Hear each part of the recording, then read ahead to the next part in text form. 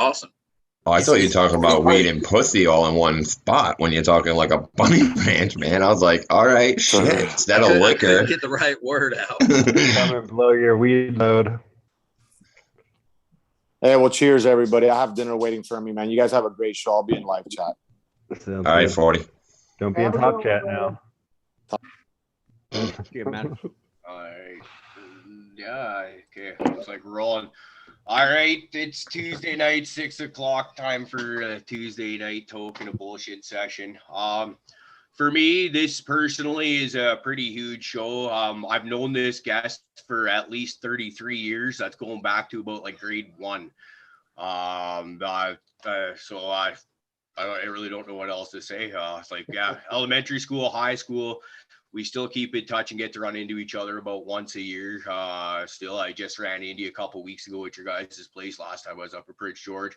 Hoping to get to run into you and your brother again one more time this year at least.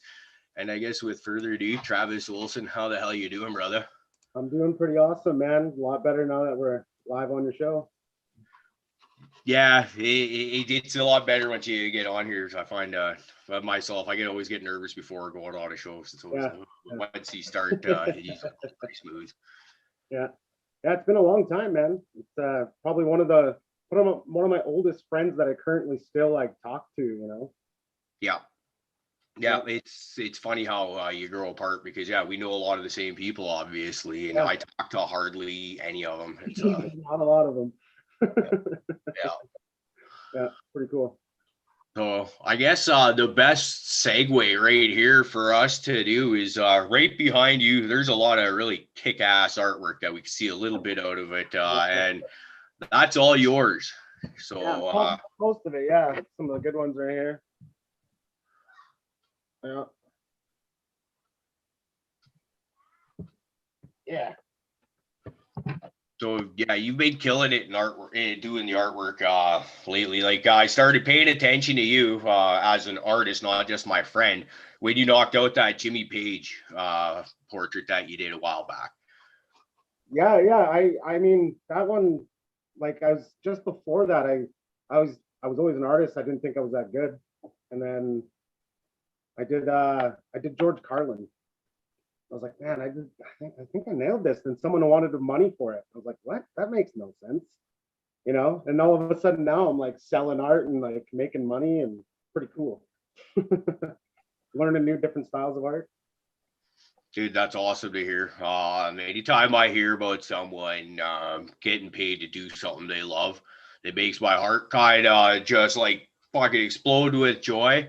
And it also makes me that much more determined to get my ass into something that I actually truly love and want to be doing, and not just something that I don't mind doing if I got to be doing it. You know what I mean?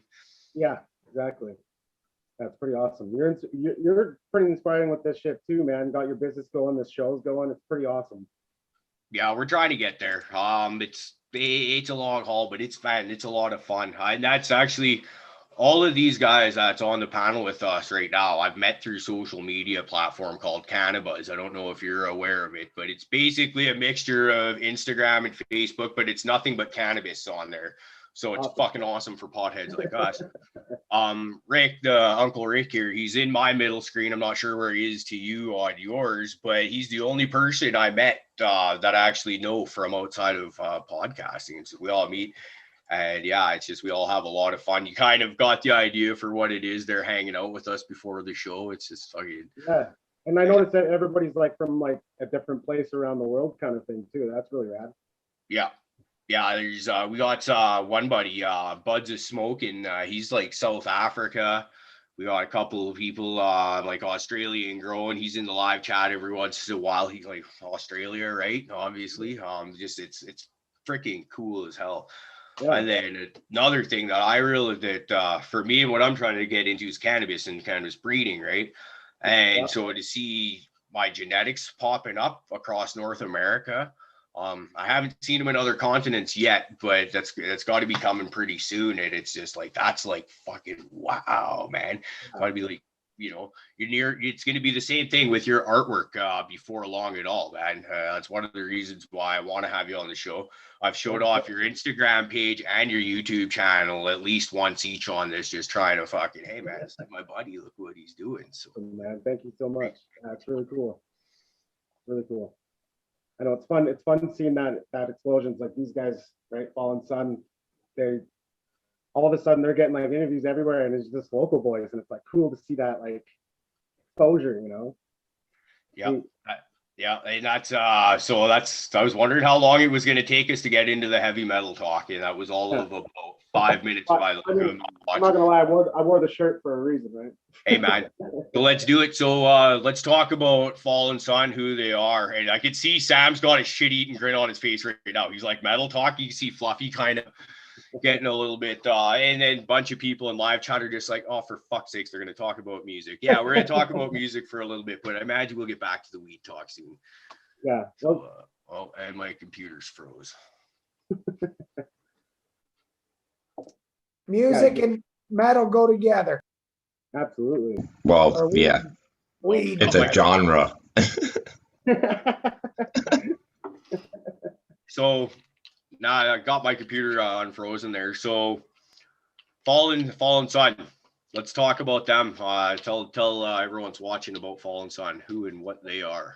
Fallen Sun are Caleb Pottle and James Coyle. They're two members of another band called Axis Disrupt. One of them, James Coyle, being a dude that grew up like just down the street from you, Brad. You know, since back in the days since we've known each other. And they've pumped out this album that's like an emotional album that's, I don't know, it's really awesome. Anybody that likes metal at all should check it out because they're rad. It is pretty heavy, if I recall. Check it out. You did check that out, eh? Oh yeah, for sure. Okay. Yeah, it was cool. Yeah, because I'm gonna go into Spotify and post the link up here in the chat for everyone to see here. Yeah. So yeah, that was pretty killer. I love that. And so let's right now I can see people, but I thought my computer froze up there for a second. So who's your favorite band all time? Let's hear top 5. Oh, Pantera, The Doors, Red Hot Chili Peppers, Axis Disrupt, and so hard. There's so many to pick from. I'm gonna go with Cannibal Corpse. Good choice. But there's so many others that it's like, you know, I can be in a different mood and pick a different 5. So. Yeah, that's I'm finding that I don't listen to as much metal as I used to, and it's not because I'm growing out of metal more. It's because I'm spending more time around people that don't listen to metal, and you're trying to be tolerant of their less than stellar taste in music, right? So it's like you always end up going back to like old rock. It seems like everybody could always agree on old rock for the most part. So. I've listened to lately. My tastes have gotten so broad that I don't even know. If I put on my Spotify on random, who knows what you're going to get up next. It can be some weird pop song to all of a sudden it's like blues from the 30s and then, you know, death metal and country. Who knows? I'm actually kind of the same way. My wife was just laughing the other day. Is I got on like a Doors kick, man. And just like the old bluesy, just the old, you know, the old super classic rock.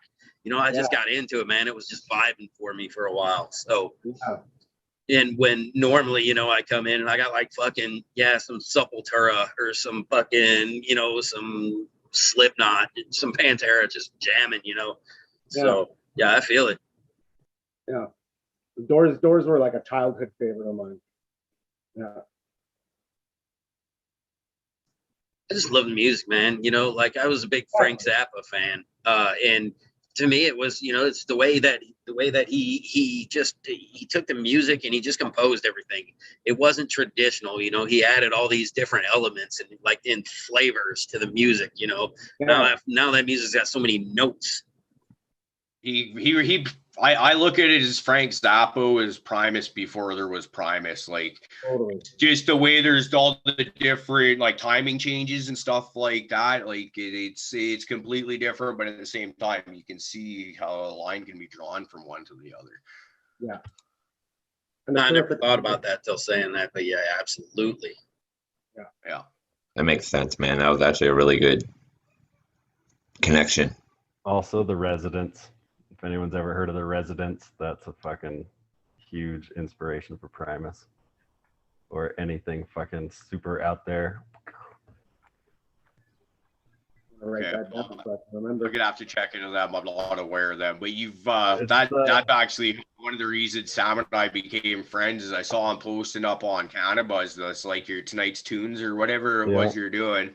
Yeah. He'd be posted up, you caught my eye, be like, oh yeah, this guy listens to the same shit I do, but then you throw something I'd never heard of out there, so it's like, okay, I'll give it a shot. He seems to like a lot of the same stuff I do, and you're like, yeah, okay, that's not bad. Oh yeah, no, that one's fucking awesome. You know, it's. Well, I can't guarantee The Residents you're gonna think are awesome, but you will think they're fucking like nothing you've ever heard. I can promise you that.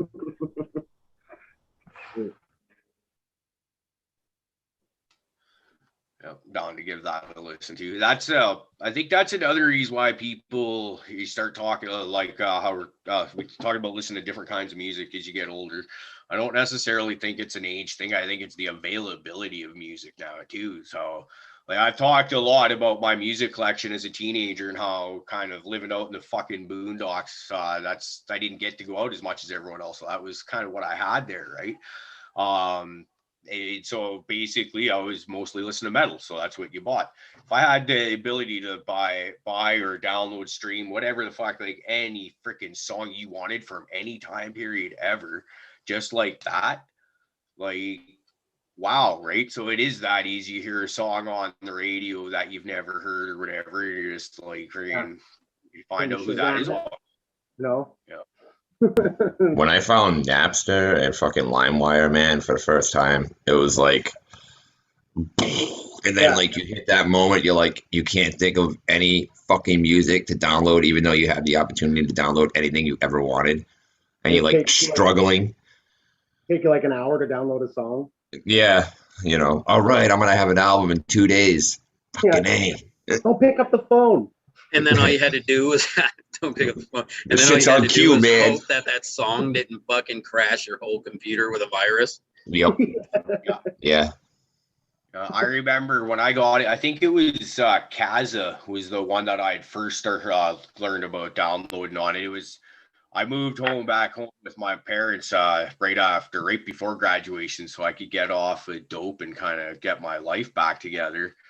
And I spent that whole entire summer because like, oh, they have the internet thingy do, and they have this Kaza program or whatever, so you can start downloading your songs and stuff like that. So I spent the entire summer just sitting there in front of the computer. There was some days where I'd get like one fucking song just sitting there, but I'd be relentless about just listening, like sitting there waiting for this one freaking song on some obscure album because, you know, I was a big reader of Hit Parader magazine, Circus magazine, Metal Edge, Revolver. It would have been Revolver was around by that time, right? So there's all these bands that you fucking can only dream. You can't even find their CDs in the store up in Prince George, for fuck's sakes. Yeah. So how do you get this stuff? Internet, and you fucking sit there and but yeah, while you're sitting there, you get to listen to all this kick-ass new music that you're downloading, or if you're lucky, you get to kind of preview the 30 seconds of the song that is already downloaded and be like, yeah, okay, that sounds pretty cool, or fuck that, no, at least I don't want to bother with that anymore. And then you're like, sweet, let's listen to 32 seconds of the song now. Okay, that was cool. Let's listen to fucking 33 seconds of the song now. Hell yeah, right on. Just back and forth. Fuck. I still remember. I still Go ahead. remember getting a bootleg version of like albums where it would have like the date of when it was in stores and like cut off the middle of the song and be like in stores this May, and like to this day 20 years later it's still like I hear that song, it's a part of like how it goes in my head, you know. I've still got an MP3 somewhere that I have that has that on it. Like I'm jamming to the song and then it fucking pops through and I'm like, oh, what the fuck, I forgot that was on there. Gets me every time, man. I love that.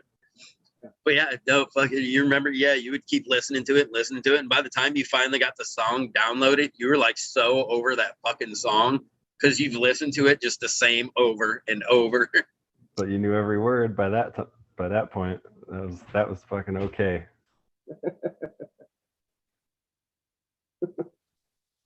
So, Travis, do you grow pot? Well, I threw some seeds in my greenhouse. I'm not going crazy. I'm more or less just learning how to grow plants at all. Like all my garden, I'm learning how to do it all at the moment. So I think next year I'll take it a little bit more serious, but on all the plants. What I'm learning. seeds did you plant? I actually just some random ones Brad gave me. Literally, they were like a random. Oh, you're bag. screwed now. Yeah. Oh, how good could they be? They're growing. Exactly but what I I was don't know thinking, if Rick. there's anything, but Well, we've been seeing some good pictures of that stuff, so I got good faith. Just hopefully we get you like at least 2 to 3 females in there, because that's where what would suck is a lot of time, and then they end up being males on you.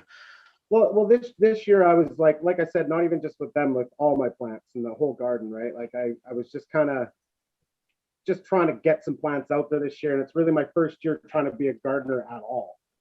And so I've learned a little bit. Next year, I think I'll have the means to try a little harder. Yeah. Dude, you'll love it, man. It's like you're one of the most laid back people I know. Right. So once you, and you're also always out in the bush hiking and doing like the in tune with nature shit. So once you get into gardening and you're like, oh wow, I planted that seed, or I took that plant, put it in the dirt, and watching it go, and like man, you could see guys like Fluffy just looking at his chops. They're like, oh, we got a new gardener here. We can talk living soil and get you going. Like, and it's like, you know, we talk about cannabis primarily, but all fruiting and flowering plants basically work on the same premise. It's just that cannabis plants fucking cost a little bit more, or, you know, in general, so that if you market stuff towards them, you get to charge more for the products you're selling. That's the difference. It's I've been enjoying it. Like the whole process of it all has been super fun. So I do want to put more focus into it, because it's been great, you know. But yeah, this year I just didn't really have the means or time to focus on it. So it was more just like see what I can do, have fun with it. Yep. Oh, absolutely. I get that. You know, it's great. I mean, I've just found today I was out doing. I was a month away from my garden, my veggie garden, so it is a fucking nightmare right now. But I'm out there, I'm weeding it, I'm cleaning it up and stuff, because, you know, I've got some time now. And, you know, I came across like a watermelon, like this fucking big, you know, but it's the start of a fucking beautiful little watermelon that's going to be super badass. And you know what? You know, you get to eat that. It's fun. And they taste fucking delicious. Yeah. Yeah, that sounds awesome. Yeah, gardening is just fun, dude. I mean, it doesn't matter what you're fucking pulling out of it. Just grow some shit. It's fun. That's exactly what and my mom, you go to her house and it's like a fucking jungle. I don't even understand it. You know, like I'm like, how do you do this? She's like, oh, you know, I just water it and okay. You know, so I just try to follow her lead as much as I can. But I'm not her, so Yeah, I hear you there. I got the same fucking problem, man. I look at my mom's and, you know, it'll go from being a complete and utter fucking wreck at one point, you know, in the spring. And then all of a sudden you go back over there and it's just fucking shit's all in its place and things are gorgeous. And it's just amazing. You're like, how did you even find time to do all this shit? Exactly. Like, I got a small garden that's fucking overrun by weeds now because, you know, I stepped away for 3 minutes. Like, where did you get all this time? Like up here we got to plus 40 for like a couple days, and it was like, I don't even understand. Have my plants died? Why? I watered them. But we're just not used to that heat. So yeah, that was gross, that heat wave that we had. It's there's a lot of people suffering, a lot of people freaked out about their plants dying too. Yeah. Well, I mean, because we're, you know, when you're not used to that heat and you're used to a certain way, and all of a sudden it's like the heat wave of another part of the planet hitting us, you know, it's like, oh no. But yeah, it's gross. And then, but the bright side of going through that is now that we're, you know, hitting on average about plus 30. That's like it doesn't feel nearly as hot. we'll be out there working, and it's like some of the guys will be whining about the heat, but I'm like, dude, like this is like, weren't you around a week ago? Like this isn't that bad.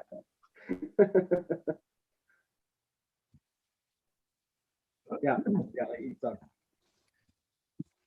So Travis, you got some interesting art behind you. I'm looking right now just over your right shoulder at that Conan O'Brien there. Can you tell us a little bit about where your mind was when you were creating that there? I'm one of the biggest fans of Conan O'Brien. I've even like been front row for one of his episodes. Like I'm a huge fan. And one day I had it in my head that I wanted to like paint a gift for him. This is right when COVID hit, so now I don't know where to send it to him, but I wanted to give him appreciation for the last like 30 years of giving me comedy, you know. And that's actually from a cartoon of a podcast called Inside Conan, where a few of his co-workers have a podcast to talk about what it's like working for Conan, but it's just a little cartoon symbol. And I was like, you know, I'm going to do more of a real style version of it, you know. So hopefully one day I get to send it to him. I just don't know where to send it yet. That's really cool. Well, he's probably watching tonight, so I would assume, yeah, definitely. Yeah, so get a hold of us, Conan O'Brien. Yeah, no, that's really cool. Okay, now, and who just to the right? Who's that? That's girl from National Geographic. Yeah, that's the Afghan girl from National Geographic. Oh, right on. Right on. That one, I had that one in my head for a long time to do like black and white, but focus on her eyes, because that was always the thing with her, right? Was these crazy eyes. And yeah. No, you caught the eyes really well. Okay, now I saw another picture back there. Actually, if you want to just take us through picture by picture and tell us a little. Okay, yeah, there it is. The one with the blood and that one. Pretty wild. That's Travis. Yeah, that's the two of us. Yeah, that's right. Yeah, and then a guy that fits the podcast quite well. Oh, beautiful. You guys should get him on one day. Absolutely. We better fucking hurry. We'll pull all those strings. How old would you have painted him in that picture? Like he's in his 80s now, isn't he? In that picture, I don't know. Who knows how old he was in that picture? Oh, well, I haven't seen him really age in like 15 years, man. Now, so would you have painted that from another picture, or is that? Yeah, I got it from another picture. Just like this one here is like a bunch of different pictures. Oh wow, Robin, and oh God, that is really cool. Yeah, I'm a big fan of Robin Williams, so yeah, I'm excited to go full on that one. Definitely, yeah. Yeah, that's an old one I did. Okay. Yeah. Okay. Yeah, I got a few kicking around behind me. I got Ozzy over here. Yeah. Those are all the ones that I've done that are around me. Cool. Man, you got talent. Oh, thank you so much. I'm trying. I feel like I'm definitely getting better. I'm pretty new to having the confidence with the art, so it's pretty cool to be like on a show like this and be able to show people. Remind us all where we can find you on social media. Right now I'm just Travis Olson on Facebook or on Instagram. Yep. Or Travis Olson Art, I guess, on Facebook. Hey, focus on that shining one right next to you. Jack. Oh Nicholson. yeah, I forgot I had that behind me. Yeah. We got a question. Come on. Oh yeah. That's bad. That's bad.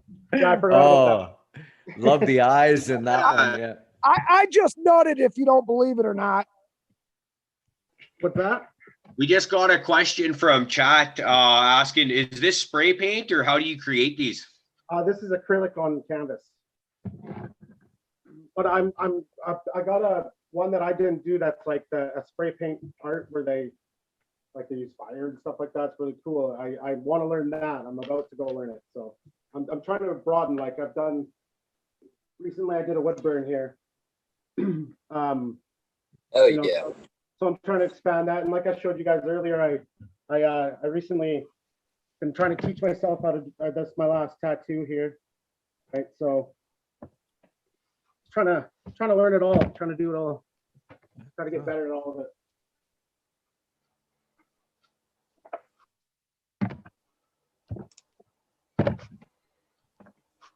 Travis, I have to say, I'm just slightly Going through my stuff here to see if I can dig up your Instagram page so we can show off some of your stuff here. But my computer's being What were you slow. saying, Bees? I was gonna say I'm slightly disappointed that Slayer wasn't in your top 5. It's funny because I said the top 5 might be interchangeable, and Slayer is definitely one of the bands to interchange. I've seen them, man, so many times. They're definitely in high up there. As they should be. Yeah. You know, I know it's probably gonna kill a bunch of people, but I'm not that. Slayer's not in my top 5 at all. There's a ton of other bands before fucking Slayer. That's all right. Everybody can be wrong. The thing is That's I was funny. as a kid, but then, you know, I've seen them live. They put on a show that is, it's pretty awesome, and they always have great bands following with them, you know. So no matter what, you pay tickets for a Slayer show, it's gonna be good, you know. Yes, I can't disagree with that, man. Slayer has always put on a good show. I mean, I think I've seen him like 8 times at this point. You know, it's just they're not one of those bands that just really spoke to me. You know, it wasn't Pantera for me. You know, it wasn't Slipknot. You know, Slayer just never spoke to me. Yeah. They're definitely not groovy. Yeah, not groovy, no. Not groovy. I got it here, Caribou, if you want me to share the screen. Yeah, go ahead, please, because I'm having a hard time finding them.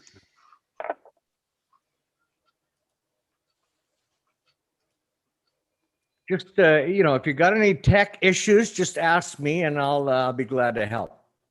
You're getting good at this shit. We love Rick's Tech Corner.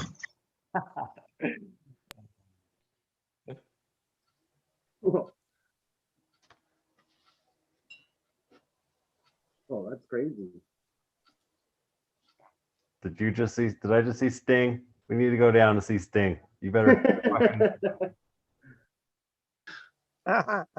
Sam, tell him. Okay, you're gonna go. Yeah, right there. The red face. Yep, that's the one. Yeah. A friend of mine, his first version of Sting was with the red and black. So I was like, all right, man, that's what I'll paint you. Wolfpack, here it comes. Okay. I'll accept it. Yeah. Yeah, I wouldn't pick the Wolfpack version.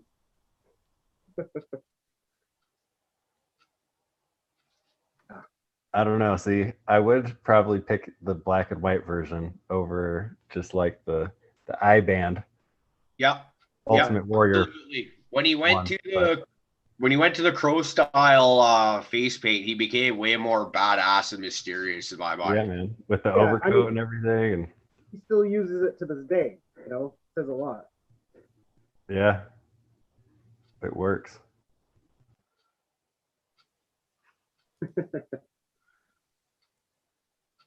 Yeah, Rob. The wood burns are the last thing I've done. That one's super dope. I love that. Yeah.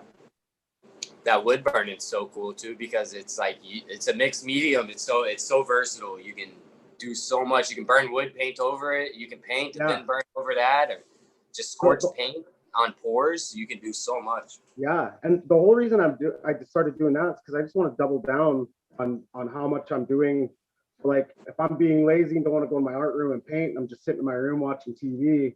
Well, I can still be sitting there wood burning or doing something, you know, like I can be just at all times pumping out something, you know. Absolutely, that's awesome. And I like how your mind's starting to. That's kind of how mine is. It's going to different mediums now. I was always just kind of pen and paper, but it's just like, okay, cool. Now what? Yeah, exactly. So it's like I didn't want to pick up the pen and paper again. I want to explore something new. Yeah. And so I went back to something old, like tattooing. I want to get back into that, but you know, just kind of slinging ink, having fun. You know, I'm not trying to go into a shop and knock out the best piece in the world, but I want to be able to give some people some nice tattoos that might not be able to go to one of those shops, you know, and spend $1 billion. So I would love to learn if there's like, I don't even know if it's legally possible, but like some kind of like traveling tattoo thing, you know? I don't know what kind of laws go with that, but all about the health codes here in America. Yeah, well, in Canada, each state is different. Each province is different too. Yeah. Right? But I don't know. It's an idea that I have not looked into. So that might be a tough one to pull off, especially after this COVID situation. As a traveling. Yeah, I mean, I assume it's not a thing that I can do, but no, I would just travel around and tattoo people. You could get a license in every single area that you wanted to travel through and possibly get away that way. Maybe, yeah, but that'd be a pain in the ass. I'd rather just try to like guest spot these shops, you know? Yeah, but I mean, if you pass one health department test, you could pass them all. Yeah.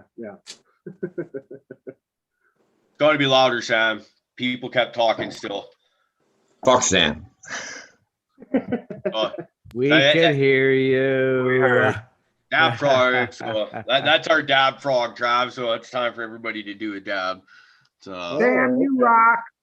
I'm surprised we actually made it a half hour into the show before people started. Well, Sam fucking ordered dab. But the best part is, like, maybe 30 seconds before you did that, I was thinking, fuck, I haven't done dab in a few minutes, so we should probably get through that. And then you were like just the savior from up above. You come down like from the heavens. You're just, oh. That was all Johnny, man. He freaking put it in the message. Oh, did he? Oh, yeah, okay. Thanks, Johnny. You're my hero.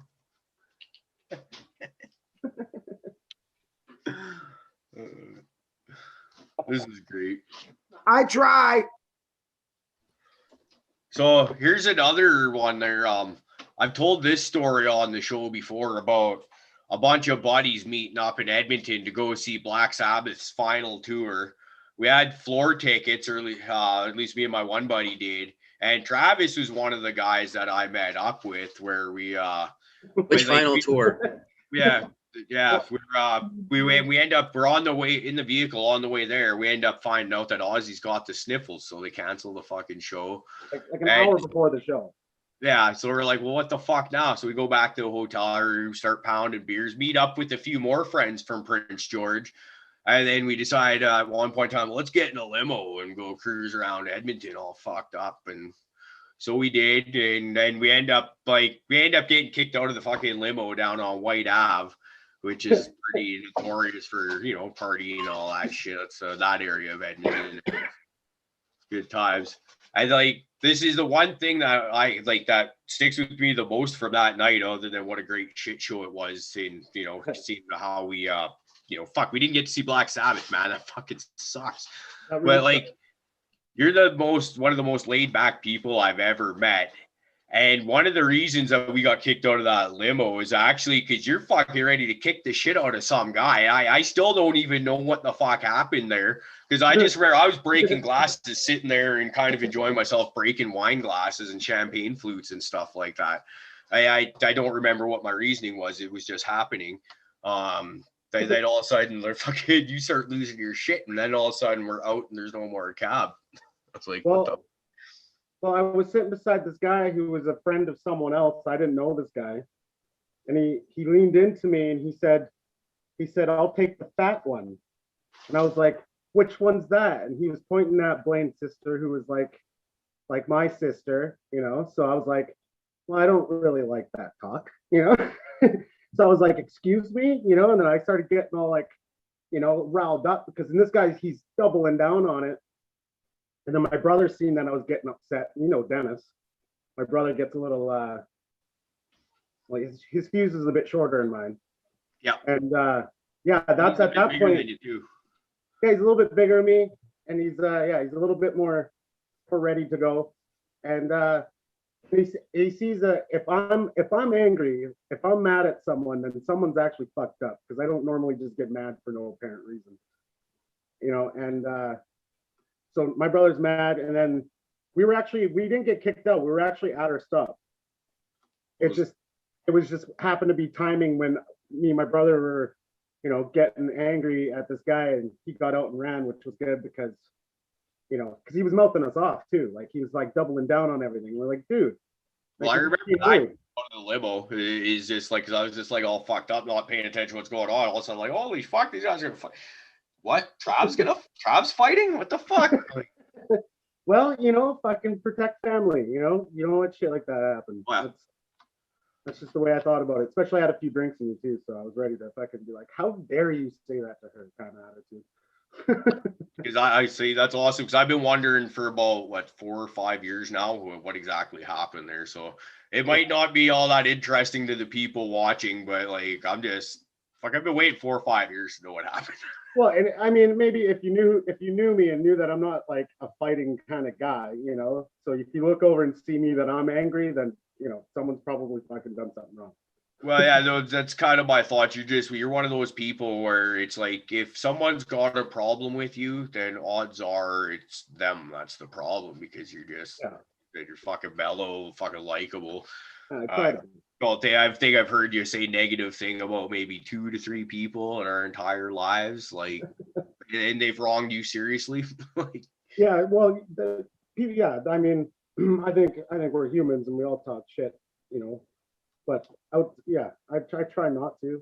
People have wronged me and we all talk shit. So, but I don't know. I don't like it when someone's being blatantly ignorant, especially to someone like my family. You know. Yep. No, not gonna happen. Yep. Absolutely. That's kind of we preach that kind of environment around here too.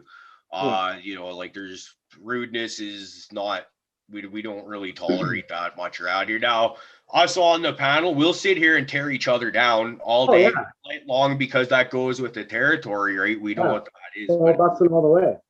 But like I was trying to like malicious comments. Man, like why? We're here to have a good time, you know? Like I don't even want that energy around. Like just fuck off with that shit. Yeah, exactly. That's why I was glad that guy ran away that night. Like he got out and was like, maybe I should leave. And he left. And we were like, yeah, that works for us. See you later. Yeah, that was a fun night. That one. That was. I remember me and your brother buying coke off of some fucking street vendor, and then because that was like when fentanyl was really starting to pop off around here. And we're going down the street laughing to each other. Oh, there's no fentanyl in here. Yeah, like it's funny, eh? Years later, looking back, like, shit. Yeah, like, well, if I can imagine that, if there was something like that in there, and then I end up fucking kicking the bucket in some alley or something like that, and then all of a sudden, fuck, my kid's back home, all that, man, that's like when I think about, like, you know, when you think about, you're just like, whew, good thing it didn't turn out bad, because like learning experiences, right? Exactly. And seeing someone else get hurt too, you know? Yeah. It's like the time I decided when I was younger, all drunk to surf a car. And I get back from surfing it. My brother goes, that's the best idea. And as soon as my brother said those words, I was like, oh, damn it. I made a mistake. I shouldn't have done that. Whoops. I don't know. Yeah.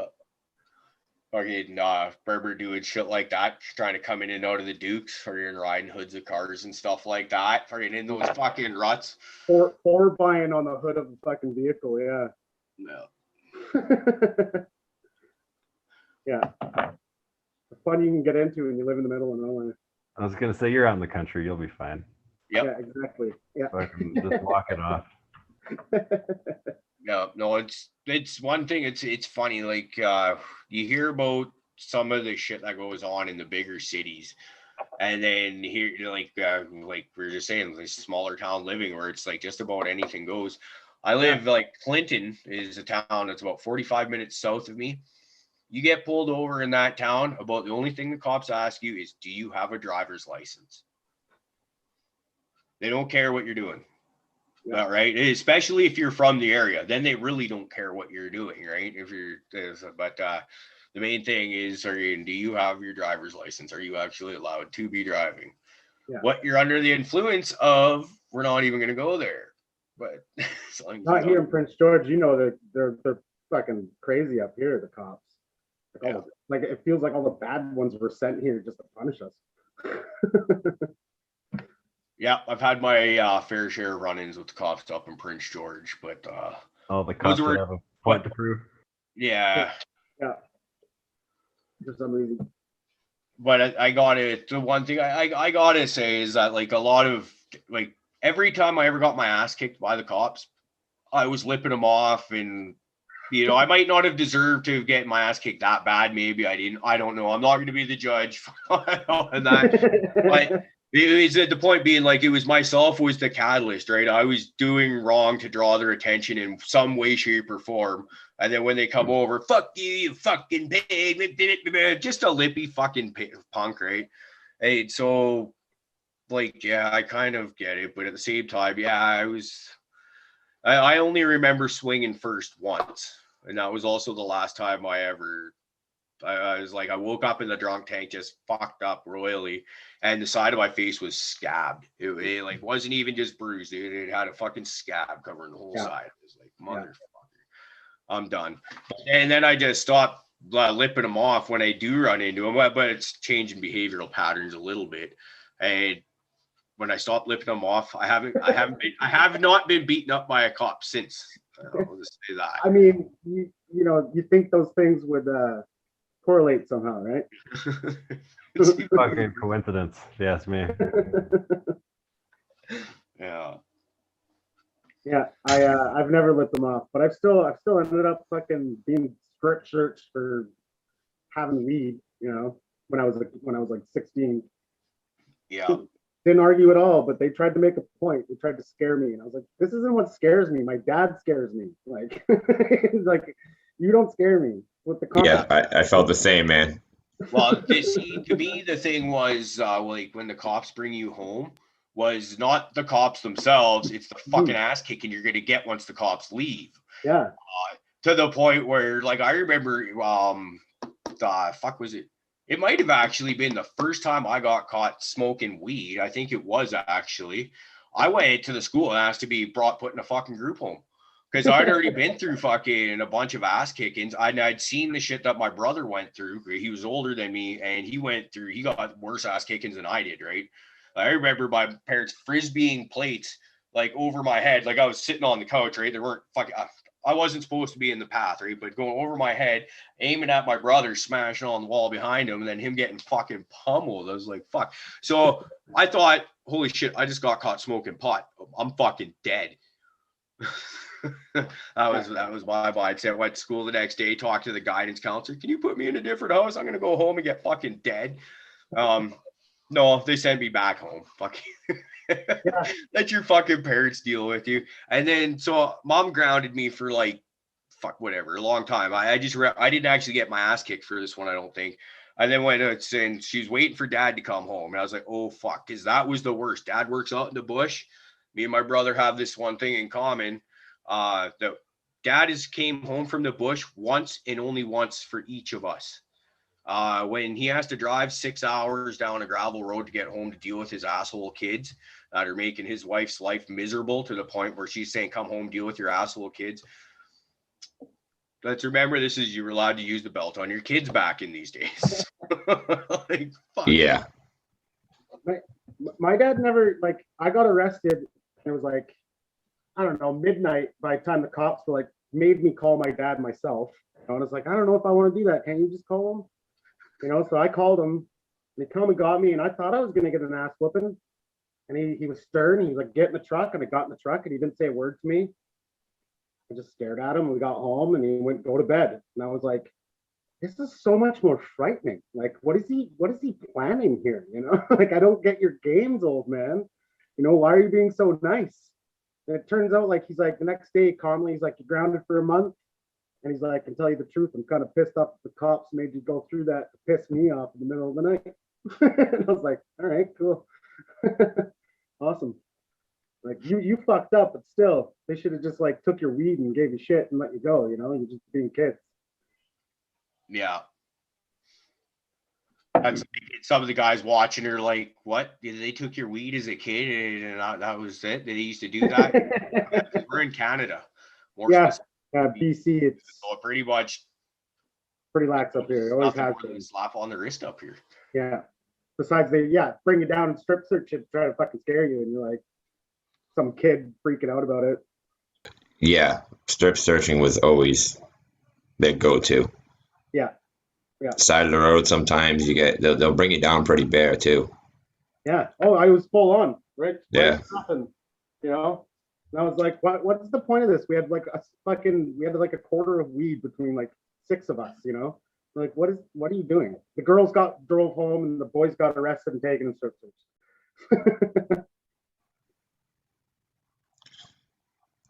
Fun time. So you don't want to be in that position again, probably. I imagine it's some type of psychological thing. Yeah, well, instead it just became a story, and we just got better at fucking hiding it, you know? Stashing our shit, yeah. How to stick it way deeper. Don't drive around like little idiots when you're all stoned. Yeah. You know, don't get pulled over. Makes me remember think of the days like it'd be like winter with like the great big freaking huge like golf ball sized snowflakes, and then driving around all fucked up on mushrooms or whatever, because it looks like you're Star Wars doing warp speed. Yeah, if it was snowing today, that's what I would have been doing. But it's the good old days.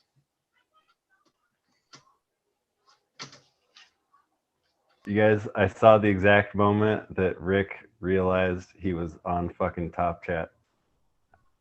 Because he went like this. Oh, his hands up. I just fucking read it in chat. Yeah, busted. Live chat is so much better. Oh my god, do we have to do this? Every episode. Has nobody went up there and clicked live chat up where Top Chat's at? You hit the little down arrow, you select your live chat. That way you have your best chatting experience. Top Chat, live chat, that whole thing. Man, this is all new to me. This is the first time I've ever used Zoom ever. Oh, this is YouTube. This is the YouTube. Yeah, chat. that's on YouTube. Yeah, YouTube chat. Weird. Don't even worry about it. There's a live chat going on right now, man. I've never live chatted anything really either. So Yeah. Okay. Everyone's talking about you too, Travis. Yeah, not to freak you out, but there's people looking at you right now that you can't see. Shit, really? Yeah, man. How many viewers have we got right now? Like about 48 people watching right now. And not to get you excited, but some of them may or may not be wearing pants. I've definitely been at some metal shows, hammered out of my mind, making a fool of myself in front of a crowd this size. And some of them may or may not have been wearing pants. So, you know. I think I was at that show. This isn't your first rodeo. That's the sign of a good show, right Yeah, there. man. One of my best ones was some guy fucking runs into the mosh pit fucking bare ass naked, stands up and just starts doing the whirly bird, fucking swinging his dick around in a circle. You just see the mosh pit clear right the fuck out. And then I think it was on Zach Wilde's book, Bringing Metal to the Children. I think it was one of the Dudley brothers from wrestling was telling like something to ways to fuck with people at a metal show, and he fucking said put that in there. That was one of them. I was like, what the fuck are the odds of that? I saw that, now he's talking about it. Who was it you seen? Kyle Smedley? No, who was that at? Was that at Gigantour up in Dawson Creek? It was Megadeth, Black Label Society, Hell Yeah. Yeah, I remember the show. The Disturbed guys, other band, Yeah, and a couple other bands. That was a great fucking show. was. I was front row for that whole thing. Me and my buddy's 15-year-old daughter. And it was like when Megadeth come on, it was like everybody's ravenous to get to the front row. And it wasn't so bad before that. When like I had her in between my arms, my hands are like pretty much welded onto the freaking railings. You got people trying to rip you back. And I was just like, she had her cell phone on her. I was like, fuck, take as many pictures as you want. You're good, kid. And just like, fucking sat there. That was. Yeah.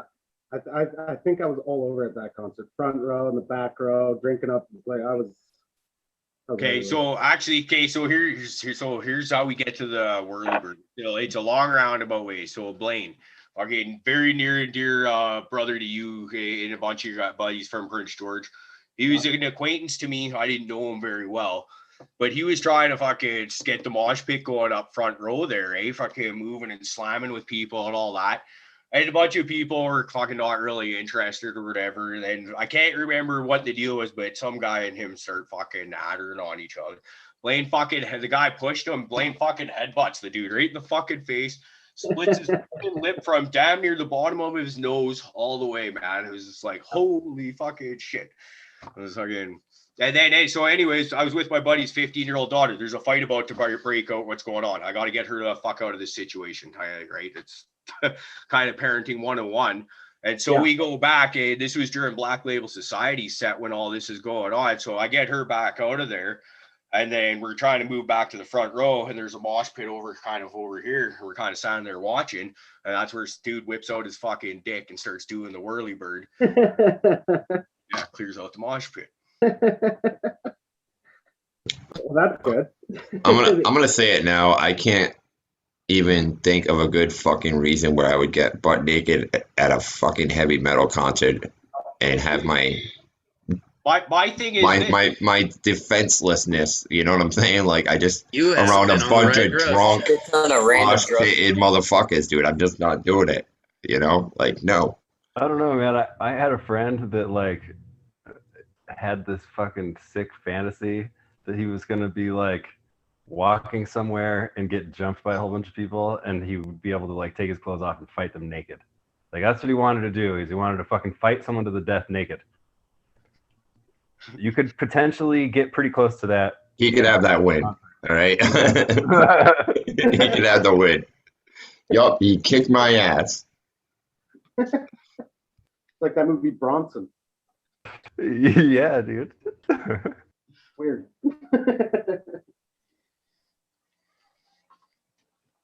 Yeah. Some people just like getting naked in public, though. You know. They're just like I have a buddy that likes to. Every time there's a fire, I hear new people come to me and they're just like, "I was at this party and he got naked." And I was like, "And he dumped the fire?" And they're like, "Yeah." And I'm like, "Yeah, I know. He does it. That's his move." Are you talking about Timus? Well, him too. Yeah. No, I was talking about Kyle, but they both do that, and they're a nightmare when they're together too. So Yeah, I could see that. So Timus was the guy growing up that would do absolutely anything when he was loaded. these are Steve-O. Yeah, though. Hey, but before Steve-O and Jackass was actually a thing, though.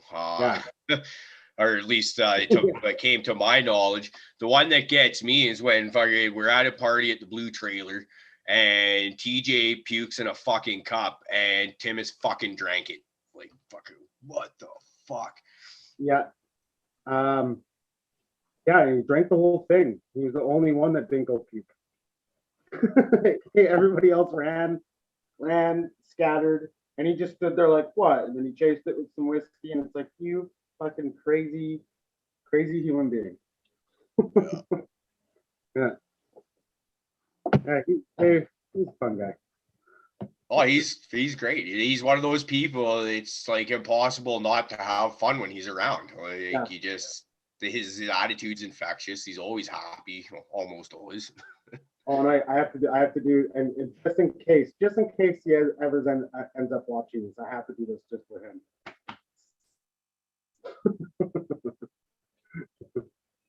You know what that means. He knows exactly what that means. Yeah. So yeah, another thing, I've said this before, like, so where the heart comes in the Caribou Heart TV, that's the Heart Highway leading out of Prince George, and that's Travis up from that area, obviously Timus in that area, all these guys we talk about in the high school days, hanging out in a churchyard, getting fucked up because there's a churchyard beside our buddy's house that didn't mind a bunch of drunk teenagers doing whatever there, as long as we cleaned up our mess. Well, and they sold us our weed too. Yeah. Guys, it makes me so happy that we have our first troll in chat. This is fucking great. I mean, it's kind of fucking shitty because he's a dick, but we got a fucking troll. Yay. Yes. Who is it? I wanted to know what somebody was- could say about a heavenly person like Rasta Bob. I thought Well, that you guy weren't was like, you weren't paying attention to what he was saying in chat then, because he spelled it out pretty damn clearly.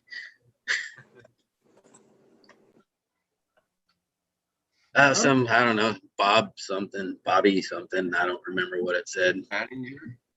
He's all trolly. I don't even know. Okay. I'm sure they'll resurface. They'll come Now out of the chat's hole. starting to make sense to me here. Okay, Oh, now it's starting to make sense to you. it is.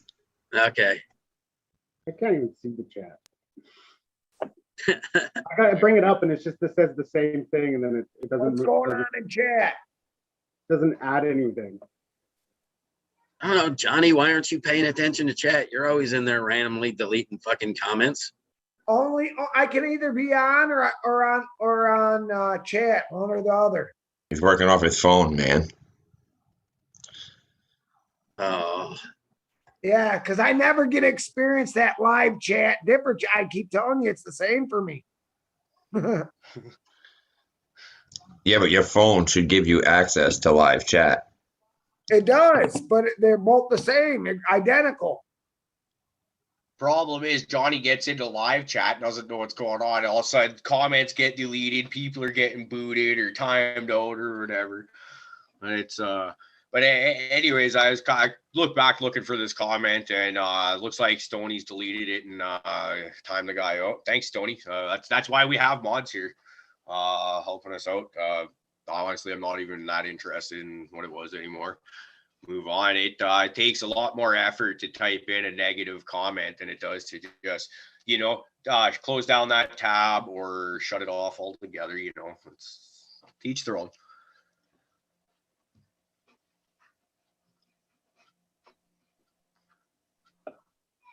So, Travis, you got this is how I'm going to segue into wrestling talk. You got one pretty stellar tattoo on your body there that I think needs to be. Yeah. Do you mean the new one or the old one? I don't know. Are you in the Heart Foundation? There is a new one that I'm not aware of. The new one is the one I just showed you that I've done. Okay, that one's killer. Yeah, show us that. Yeah, that's right. That is. That's a Brett and Owen tattoo. So that's cool. But you're talking about the other one on my arm. Yeah. This is how fucking nerdy we are, people, where I come from. Yeah, so right here, that's Bret Hart came to Prince George and signed my arm. And then my best friend, Blaine, who was getting into tattooing, we went back to his house and got drunk, and he tattooed the Hitman signature on me. So my best friend and my childhood hero is forever right on my arm right there. Yeah, my favorite tattoo. Yeah, that's cool as hell. That's as a fellow Bret Hart guy, we did this round like a week or two ago. I was like, hey, my buddy Trav's gonna come on the show. We'll talk about wrestling, blah blah blah.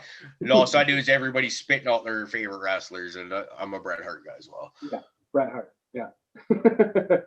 There's a lot of different opinions of different people, but us being Canadian guys, it's hard not to go with Bret Hart, right? Hey, we should be careful with the wrestling talk, guys.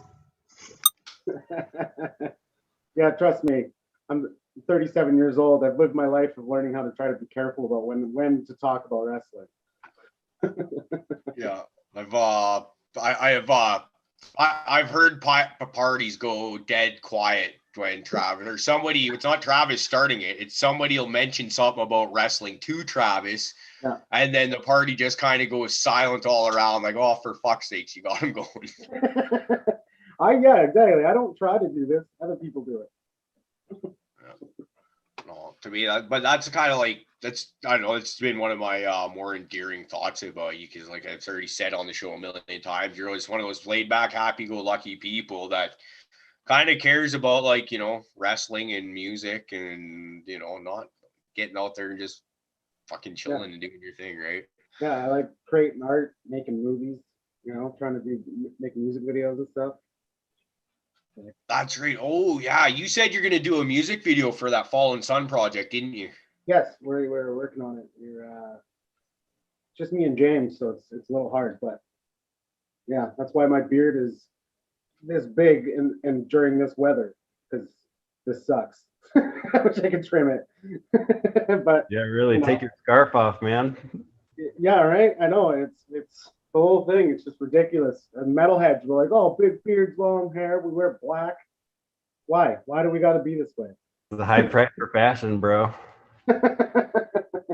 So stupid. But this, in the fall we're gonna film. Hopefully in the fall, and then I can trim this mostly off. But yeah, it should be pretty awesome. The music fits what we're trying to do. So yeah, it's gonna be fun. I can't wait to see that. I know I've been wanting to do a real music video for a long time, and finally one of the great musicians I know are finally letting me do it.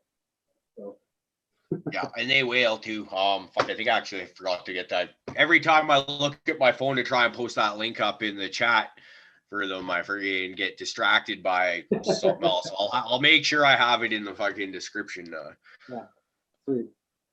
So, there it is. I just posted the link there in the chat. Cool. So I wanted to tell people at least what the hell it was, but now the Spotify link's fallen inside and they're heavy as fuck and they wail.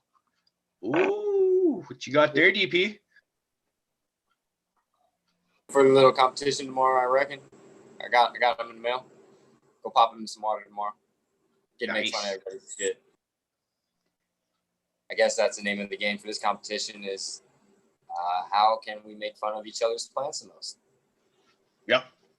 I'm looking forward to it. I think at some point we're gonna have to actually be able to talk to somebody else's plant. So that you're like, no, bro, you gotta hold the phone up to it so I can fucking tell your plant what a piece of shit it is. Just play I like where this is going. That weed's gonna get you. It just gets worse from here on out. I can see it. It'll be great. Oh, yes. Oh, I can't wait. I'll be playing videos for yours. I don't remember who I was telling earlier, but I really hope we get under somebody's skin, preferably Prophet. I hope we get under his skin so bad that he actually has a beautiful plant and just kills that motherfucker because we've fucked with him so bad. This is really what I'm hoping for. I think the winner should have to beat their plant to death with a dildo or something like that. Whoa, not the winner. Come on, Meow. Right Anything, now? let it be their own fucking pork sword. You know what I'm saying? Hey, I have a question. Well, I was gonna say film it for the YouTube channel, but yeah, we could put that up on Patreon. They can have their back turned or something. I don't know. It says 18 or older, right? I'm pretty sure. Hey, I have a question. So, Rick, you are not competing, correct? No. Okay, I'm not competing. Who else on this panel is not competing? Anybody? Travis? I'm not competing. No. That fucking guy. I want to. Because I'm not okay. So remember all those seeds that I sprouted however fucking long ago that was? Probably close to them, at least 3 weeks ago, I'd say. They're sprouts that are about that tall and just barely showing their first set of our serrated leaves. So I'm thinking that auto maybe that would be worth trying to do an auto. Basically, they're sitting in a windowsill with no supplementary light at all for the last 3 weeks. If I could try to do an auto like that, that would be funny. That'd be it'd be great. It'd still end up. Is your dog snoring? Yeah. You can hear that? Shit. Dude, Rock's is snoring like a motherfucker. Wake up, bitch. She's on logs, dude. Sorry. No, okay. The reason I'm asking is I feel like we need, there's clearly going to be a winner for weight, okay? But there's going to probably be a plant that looks prettier that also deserves some fucking, So I feel like there needs to be two. Nah. That's all. It's all I'm about saying. weight. It's all about weight, man. Both of them will get a fucking picture of my wiener. It's no problem. That's all. I already got pictures of your wiener. That's cool. Dang it. Okay, well, this one I'll do in clay. Yes. No. Iron.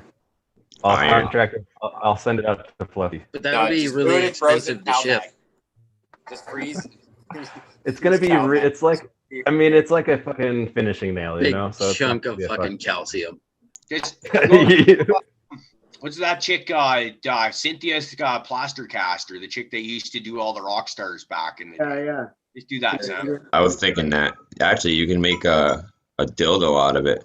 Yeah, you chick it, bring it home. Like, you know, they've thought about it, but you bring home and it's an impression thing, and you can literally make a casting dildo of your member.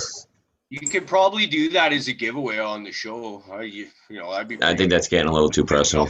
Option. That's where it gets too personal. Really? That's I it? can promise. I don't know. Of a penis, I can't promise. I don't want to have to pay for the weight of shipping. Right, because it's going to be like 600 pounds. Yeah. I don't believe that.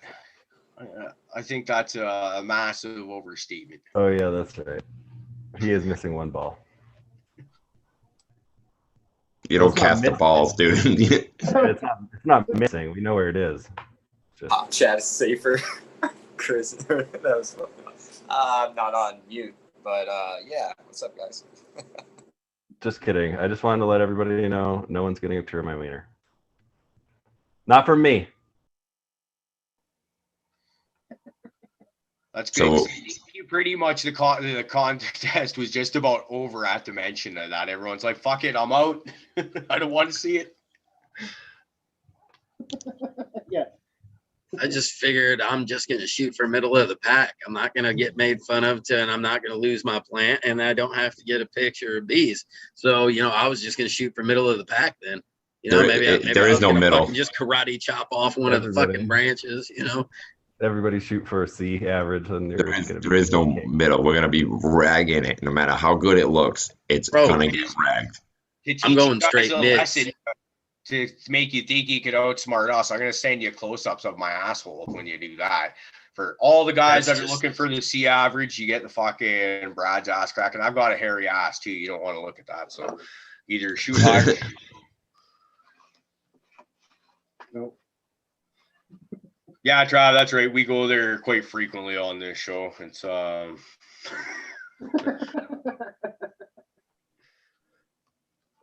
right. You know, you get stoned, you talk shit. Sometimes we talk about plants. We were kind of talking about it, Plants, and then I fucked it up. Art, whatever.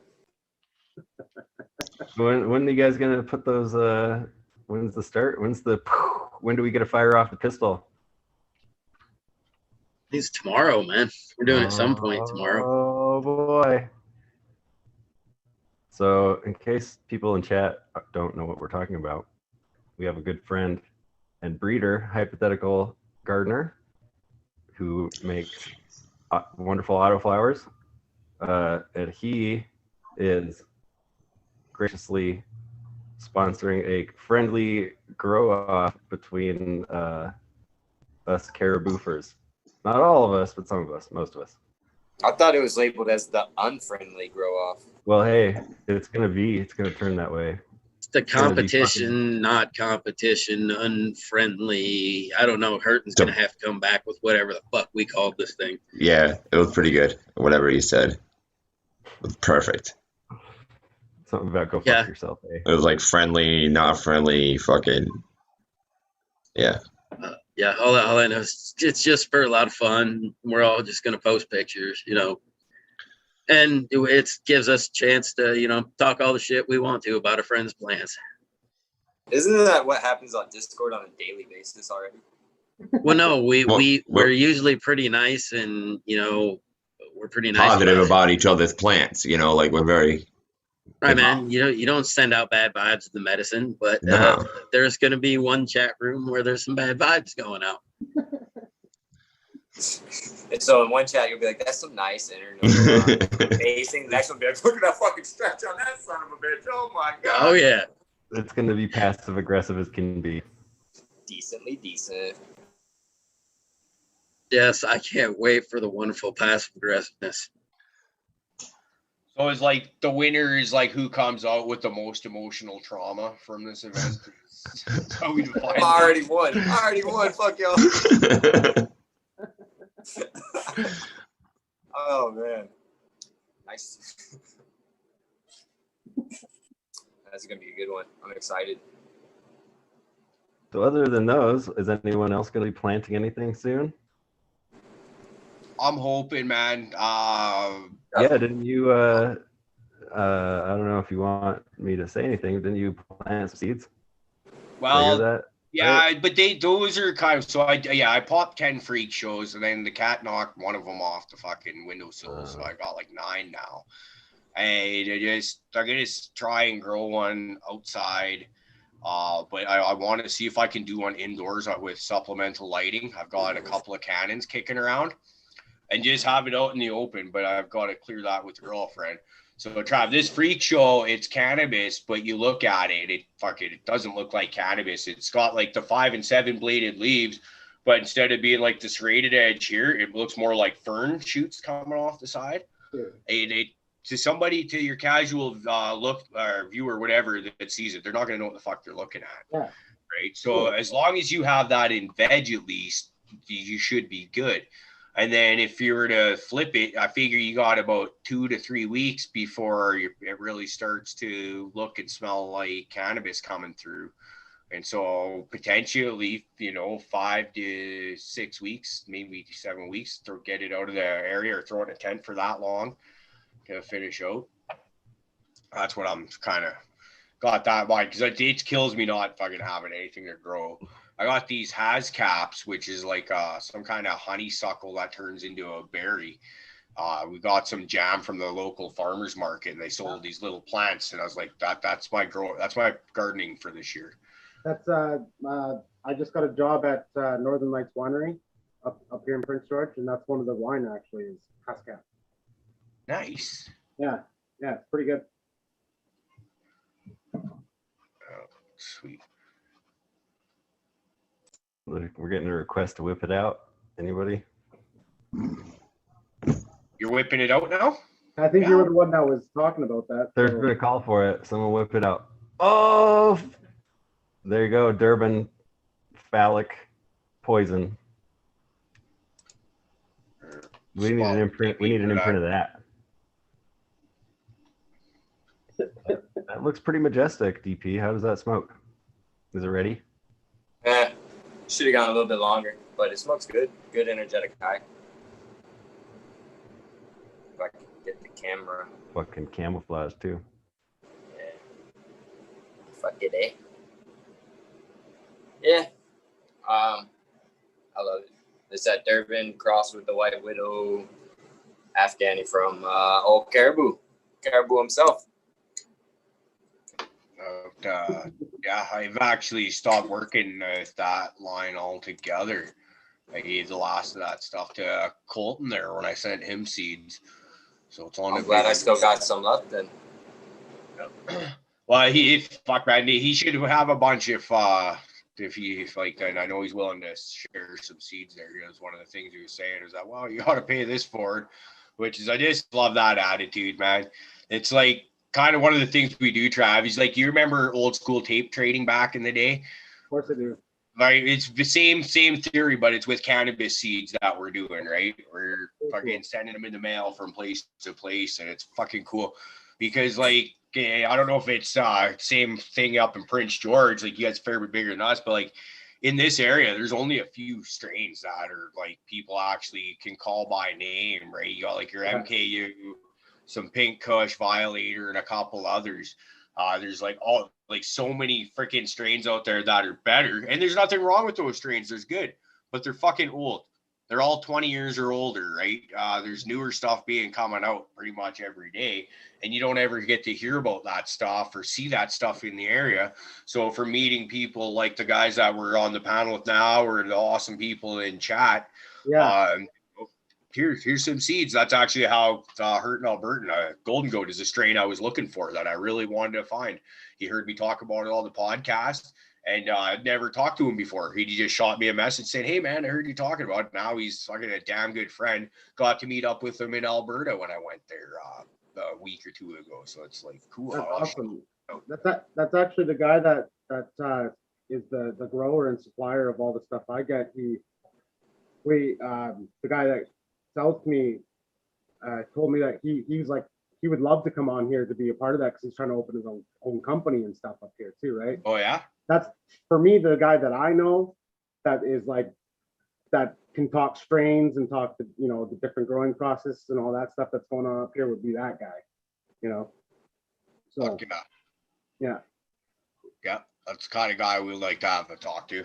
yeah, and the same with the guy that with the mushrooms too. I believe because he's trying to get to a point where he wants to be like helping people legally up here somehow with using hallucinogens to help people with PTSD and all that stuff, right? So this guy's like you guys were talking earlier about the different strands and stuff like that, and that's this guy. He's full on. He wants feedback on every kind we try and everything. So he's another guy that would be good to talk to. He can go off for an hour by himself, just like talking about mushrooms. Yeah, no, that's exactly the kind of people that we want to have on here. Good call, Sam.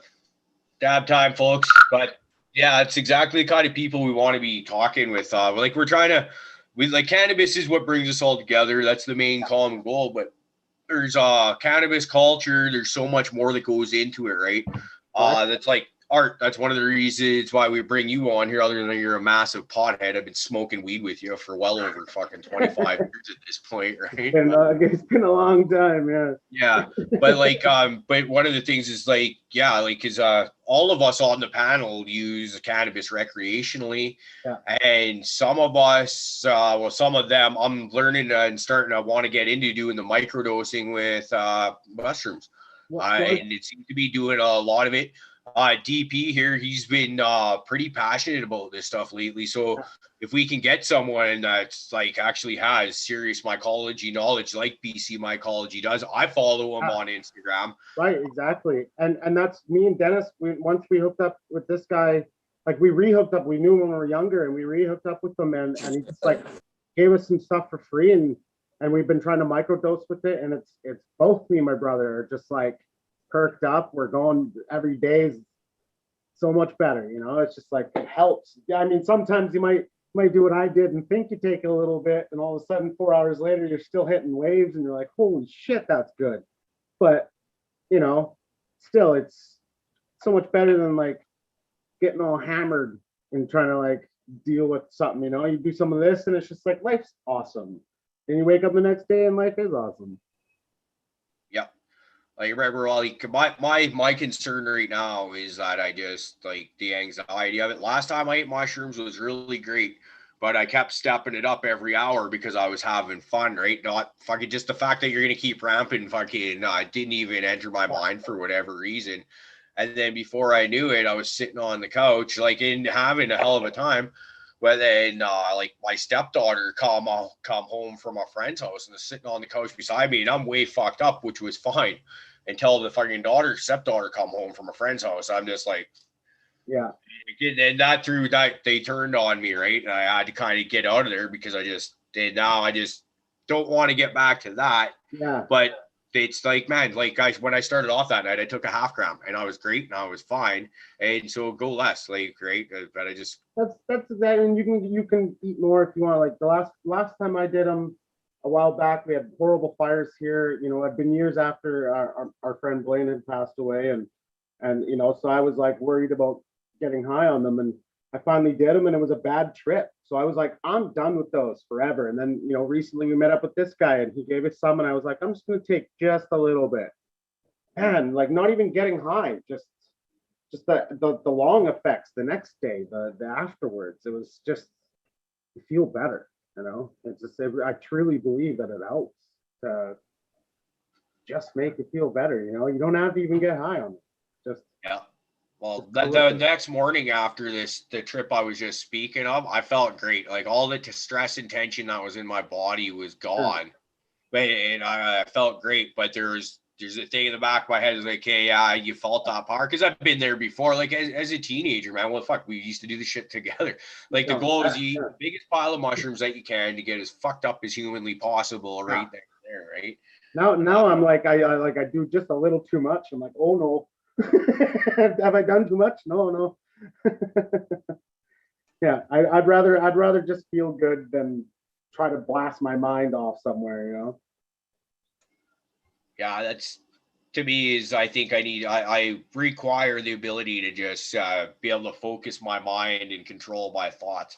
Yeah, it's like when your mind kind of fractures off and you can only think in little fucking tidbits and snatches here or there. It's just, that's why I don't want to do that. Not anymore. Sam's sitting there looking at me like, that's my motherfucker right there. Man, I tell you what, for me, man, I would just want the giggles. You know, that's the fucking just the giggles, man. I fucking love that part of it. Anything beyond that, I could have it or fucking leave it. But man, if I could just ride that part for a little while, that'd be great. And like put on a funny movie and just laugh, you know? Yeah, you end up hurting. Like your whole body hurts. You laugh so fucking hard. I remember the first time I seen the Talladega Nights, the Ballad of Ricky Bobby. I did a little bit of mushrooms, and you know, I mean, watching it back, it's an okay, pretty funny movie. But that first time high on mushrooms, man, what a funny movie! Just shake and bake, and you're like, oh wow, these fucking idiots. First time we watched the South Park the movie was on mushrooms. That was like, you know, we made a big thing about that because I remember when we rented it at whatever the movie store name was, on the back it would tell you how many swear words per movie, and it'd be like most movies be like 37, 40 or whatever the number is, and it was like over 364 or whatever, too many to count. It was like, yes, we got to watch this and it's got to be funny. So it's like, hey, now we got to go and find some mushrooms or some acid or whatever's going to kick it the most. We found mushrooms and it was like, fuck, great time. Never forget those ones. Yeah, man. Yeah, I think they're fun. Fuck yeah, they are. They're the best. I think hallucinogenics is probably what started my anime obsession. What started it? Yeah, LSD, to be honest with you. Like, just I think Speed Racer started it for me. The visual aspects of it and the art just drew my attention. The action scenes, like, I don't know, that's honestly probably what attracted me to it. I don't know, man. Easy to see. Yeah, dude. Like, fucking anime battles are epic, especially like tripping your balls off. Yeah, I mean, trippy posters, tie-dye colors with Kramer standing next to it is also something that would trip you out. But you know what? It's the month leading up to that one fucking fight scene that is just so fucking boring. Dude, but I'll tell you what, okay? If you don't watch an anime week per waiting for the episode, or you gotta wait for the whole thing to be out and then watch it. But if you are on acid, for example, and you are watching something that you own, okay, and you have marathon mode, right? So there's no intros, there's no fucking credits, it's just show. Then you watch it and then it's like after fucking 4.5 hours and you're like, whoa. And it's like nothing, no time went by at all. And you've just been frying on your couch. Like, that was the best story I ever watched. And it seemed like it was no time at all. And then you're like, wow, did I really just watch 6 discs of Dragon Ball Z? Yes, you did. Yes, you did. I remember one time getting fucked up and watching the Doors movie on loop over and over and over for however long the trip lasted. I can't remember if it was mushrooms or acid, but it was one of the two. And just sitting there in my apartment, my buddy Sloat was fucking passed out on the futon right beside me, fucking the whole time, wasn't conscious for I don't think any of it because he was whiskey the night before. And it's not there, just like, this is great. I like, huge stack of DVDs right there. And it's like, no, I don't want to move, and just got the remote in my hand. We'll watch that again. Yeah, that was a great movie. I watched that disc on repeat for forever. Dude. That was a good one for sure. Listen to Modest Mouse. I think I listened to that CD for like the whole entire duration of the trip, for sure. I've done that once upon a time. Man, Diesel Pete's. I know exactly how that goes too. Like watching or listening again, you're like, wow. Especially when you're like with friends and you're all in agreement that was fucking cool, right? Right? And then you're like, well, let's watch it again. And you're like, yeah, fuck it, let's do it. Let's watch it again. We're in control of our lives, right? We're the author of our own book. Fuck yeah, let's watch it again because that's what we all want to go get a pack of right cigarettes. Now. That's the worst. Everybody runs out of squares. You got to go try to find some squares at the gas station. Oh, jeez. Who isn't tripping the most? Send them in. And then, unfortunately, the dude behind the counter has fucking face tattoos. And you're like, oh, you can't look at him. And they're crawling all over his. Yeah. I had no problem with the public, to be honest with you. I could go to the store. Me neither, but like if I'm in a setting and I remove myself from that setting and go into a public setting, it's a little bit different. But like if I'm just tripping in public, it's cool. I don't give a fuck. If I started in public, I had to stay in public. If I started indoors, I had to stay indoors. Like it was fucked up. So like if I started outside, I felt like going indoors was trapping me. And if I started indoors, I felt like going outside was way too fucking intense. It's just depending on where I started, that peak is where I stayed. Yeah, man, transitions are hard. Yeah, Just fucking A, man. It's a whole different world, man. That's it. Transitions they're hard. But like I've always felt like you're like, no, I don't want to leave this room and go in that room anymore. But once you do it, you know, that you get in there, you're like, oh wow, they're right. This room is awesome. You know? Turning on the lights while you're pissing. That's an experience. And sometimes breaking those walls down are pretty awesome, you know? I feel like David Cross has some sort of joke about that, like being on mushrooms, being on the roof, and then be like, oh fuck, now I gotta get down from the roof. And he's like, okay, I can do this. I can get down. No problem. We can do this. No, like, you know, you gotta fucking amp yourself up to just go into the next room. Yeah. I just hate when it's fucking like snaps too. Like you're walking and you're walking and you're walking like towards this doorway and it like never gets closer and never gets closer. And then all of a sudden it's just like, bam. You're like, oh shit. Fuck, we're there. All right. That was different. This is when you really think you're peaking and you grab some DMT. All right. Allegedly. That's one that I can honestly say I haven't done. It's one of the few that I haven't. Now that I'm where I am in life, I don't really feel any urge to have done it. There certainly was a time where I would have done it had I gotten any chance at it, but I'm okay with the amount of drugs I've done in my life. I'm happy with. It's like the spear molecule. It's something. Drugs just have an ugly connotation together. I don't like those two words together. It's dirty. I just want my first time doing DMT being drinking it in Peru somewhere in the jungle. I don't know, man. I've talked about like not thinking you're on this plane anymore. You know, pretty intense. Yeah, I would say. Like I've never done anything that hasn't, like, other than that has, you know, I haven't been like, am I really on this existence or am I fucking when it all falls apart and you just Has anybody smoked Salvia? Oh fuck yeah, dude. Yeah? Let's talk about Salvia. That's one that I got high off of that. And it fucking ruined me. It brought me to a whole other realm of existence. Like I remember I was all drunk, and my buddy was trying to show another friend how to do it with a bong, and he was being like kind of a little pussy about it. He was just taking these little tokes, right?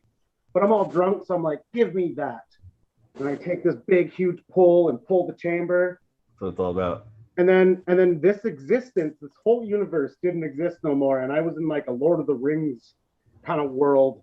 And I had a family. I existed there for like a week, and I like would put my children to bed, and we had dinner, and I'd farm, And then all of a sudden, like everything went black and my friend's face was floating and he was talking to me. And I was like, what the fuck? And he's like talking me out. And then finally the whole room came to and I was like, oh, I did Salvia. None of that was real. Then I had to sit there for like an hour, like contemplating this family that didn't exist. That I was like, oh, my children. Holy shit. That was the other dimension, dude. That was the other dimension. I kind of want to check it out now, man. It was nuts. And I was like, how long was I out for? And he was like, I don't know, between 5 and 10 minutes. And I was like, what? And I was like, what was I doing physically? And he said you would stand up and then go. Like, and they would sit me back down and I would just stand back up and you were basically just drooling all over yourself. Yeah. But in my mind, I like, oh, I had a family, man. I had a family and a farm. Congratulations, dude. Yeah. Well, yeah, but except for they don't exist and it's like ruined me at times, you know. Hey, like, man. oh, my family. Your perception is your reality. No one can argue that. Well, again, I'm a Doors fan, so that shit makes sense. See? Man, Salvia. Yeah. First time I ever smoked Salvia, I saw sound waves coming through and they melted my body down and they melted my body up. And then my friend had these 2 fucking needle nose vice grips, right? Okay, so going clink, clink, clink, clink, because they're fucking vice grips, right? They click. Yeah. So he keeps clicking them, kink, kink, coming at me. Crab hands, crab hands, crab hands. And I was just fucking drooling all over myself, fucking trying to get away from him on the ground. Like, you know, I've lost my motor skills, basically. I'm giggling as like a ridiculous fool, slobbering all over myself. And then it seemed like it just went away and I sat up and I was like, whoa, Yeah. What the fuck was that? And it's funny that everybody has such a, like, and not even everybody, every time everybody does it is a totally different story. It's a totally different trip and a totally different thing. Like, had those experiences though, like where you're tripping with somebody and like you get trip vibe and you're In like tune. both like visual, yeah, you both like looking at the same fucking wolf in a fucking light, you know what I mean? It's weird. Yeah. But like, yeah. Well, with Salvia, we've always done taking turns because it's like it only lasts at most like 10 minutes. And it's such an intense drug. You almost got to like make sure the person's not going to jump out a window or something, right? So you got to like. I've seen that video. Yeah, it's happened. So like people, you know, you one guy takes a hit and then you sit there and watch him, and everybody laughs at him because his body's doing weird shit and saying weird shit, and then you know the next person takes a turn and we all laugh at him. But it's I will never do it again. I don't need to get that high ever again in my life. I just won't do it again. Well, while we're on the topic and everything, and there's a resurgence in mind-altering substances and stuff, be sure you're testing all your substances because there's a lot of stuff out there these days that's not what it's supposed to be, and that can do a lot of damage to you if you're not careful. There's test kits readily available all over the internet. Become familiar with who makes the test kits because there are people who make bunk test kits out there that are purposely designed. So it's kind of scary with all these big riots and stuff like that. They were doing a lot of research chemicals, as they were calling it, and you know what I mean, being able to manipulate masses and stuff like that. And a lot of them are speed based, and that's what was being passed around these riots, or these little what they thought were MDMA pills, but when they went inside of them, they're full of these research chemicals where it's just a lot of speed and all this other not great stuff, and it's hyping all these people up into frenzies and stuff. So yeah, definitely know what you're doing, definitely know what you're ingesting, and have a fucking blast doing it. Yeah.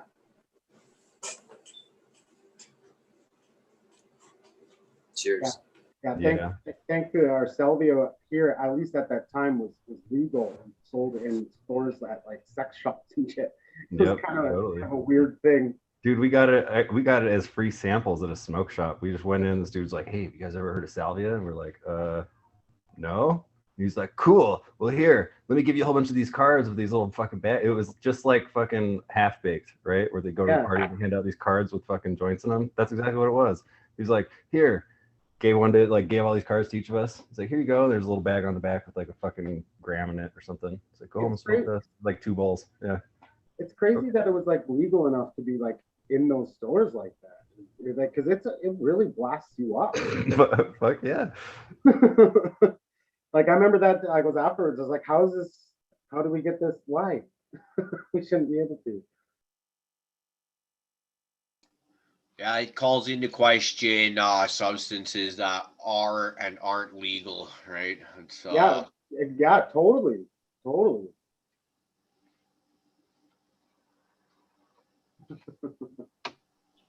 Cheers to Ann Arbor and those progressive cities that are, you know what I mean, decriminalizing psychedelics and other things. And we got Oregon. That was the first state to fully do it. You can get caught up with any type of substance up to a certain amount, and they'll lead you into resources to get help instead of incarcerating you. Shout out to programs like that. Fuck yeah. That's cool. I'm not even sure where we're at here in Canada. And I guess in chat, everybody's bragging about sucking dick. So cheers to all the dick suckers out there and how good y'all are at it. Fuck yeah. You just blow on the top, right? Ever so lovingly. Too hard, bees. Fuck you. You really went at it with some gusto, though. We love I your... fucking I like his first attempt. He did have some gump in there. I mean, bro, if you're gonna do it, man, commit. That's all I gotta say. You know, fucking give him a show. That's right. That is right. Yeah, but he sounded like he was ready to blow a trumpet, dude. Well, you know what? Not everybody's good at it. He likes to do it. He just falls on the fucking end of. He's not very good at it. No. We'll let him keep trying. I played a woodwind, so Practice makes perfect. I mean, He's a hobbyist dick sucker. I was, dude. See, I only like had to get the reed wet. You know what I'm saying? So I just had to get a little wet first, and then I can blow my fucking heart out.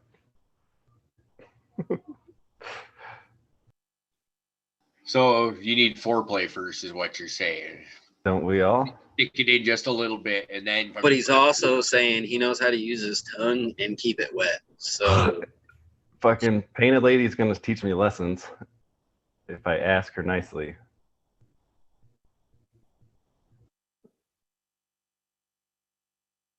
I can't believe I just heard that, but that's funny as fuck. So I guess we'll let it go with it. She says right here in chat, bees, Jesus, you need lessons.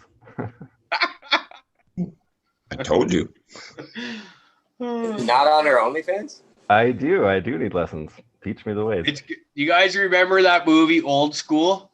Fucking, it'll be like Painted Lady will be sitting there with the carrot or the cucumber or whatever it is. There'll be like Sam and like I don't know, Stoney's the first name that comes to mind, but probably not Stoney. I'm not saying you, Stoney. But you know, like a couple of guys on the ground, and she's like, "Here, guys, this is how it's done." I could see that, and I think they should. The Bro Show should film that and put that up on their channel because it'll be funny as fuck. That's got to be a bonus content thing. I love how you pulled Stoney right out and threw him under a bus. I don't know. It came to mind. I don't know. Fuck, Stoney's gonna probably get kicked my ass if I ever meet him. For he's like, why did I come to mind? Like, I don't know, man. I just wait till his next song. It's gonna be all about you, buddy. It ain't gonna be fucking fun no more. I would love to hear them come up with a theme song for Painted Lady and Jay Jenkins and the Blowjobs. That might be something catchy. I don't know. Maybe that's just a high thought of mine. Something catchy, huh? I'm not gonna say it. Never mind. That's a good one.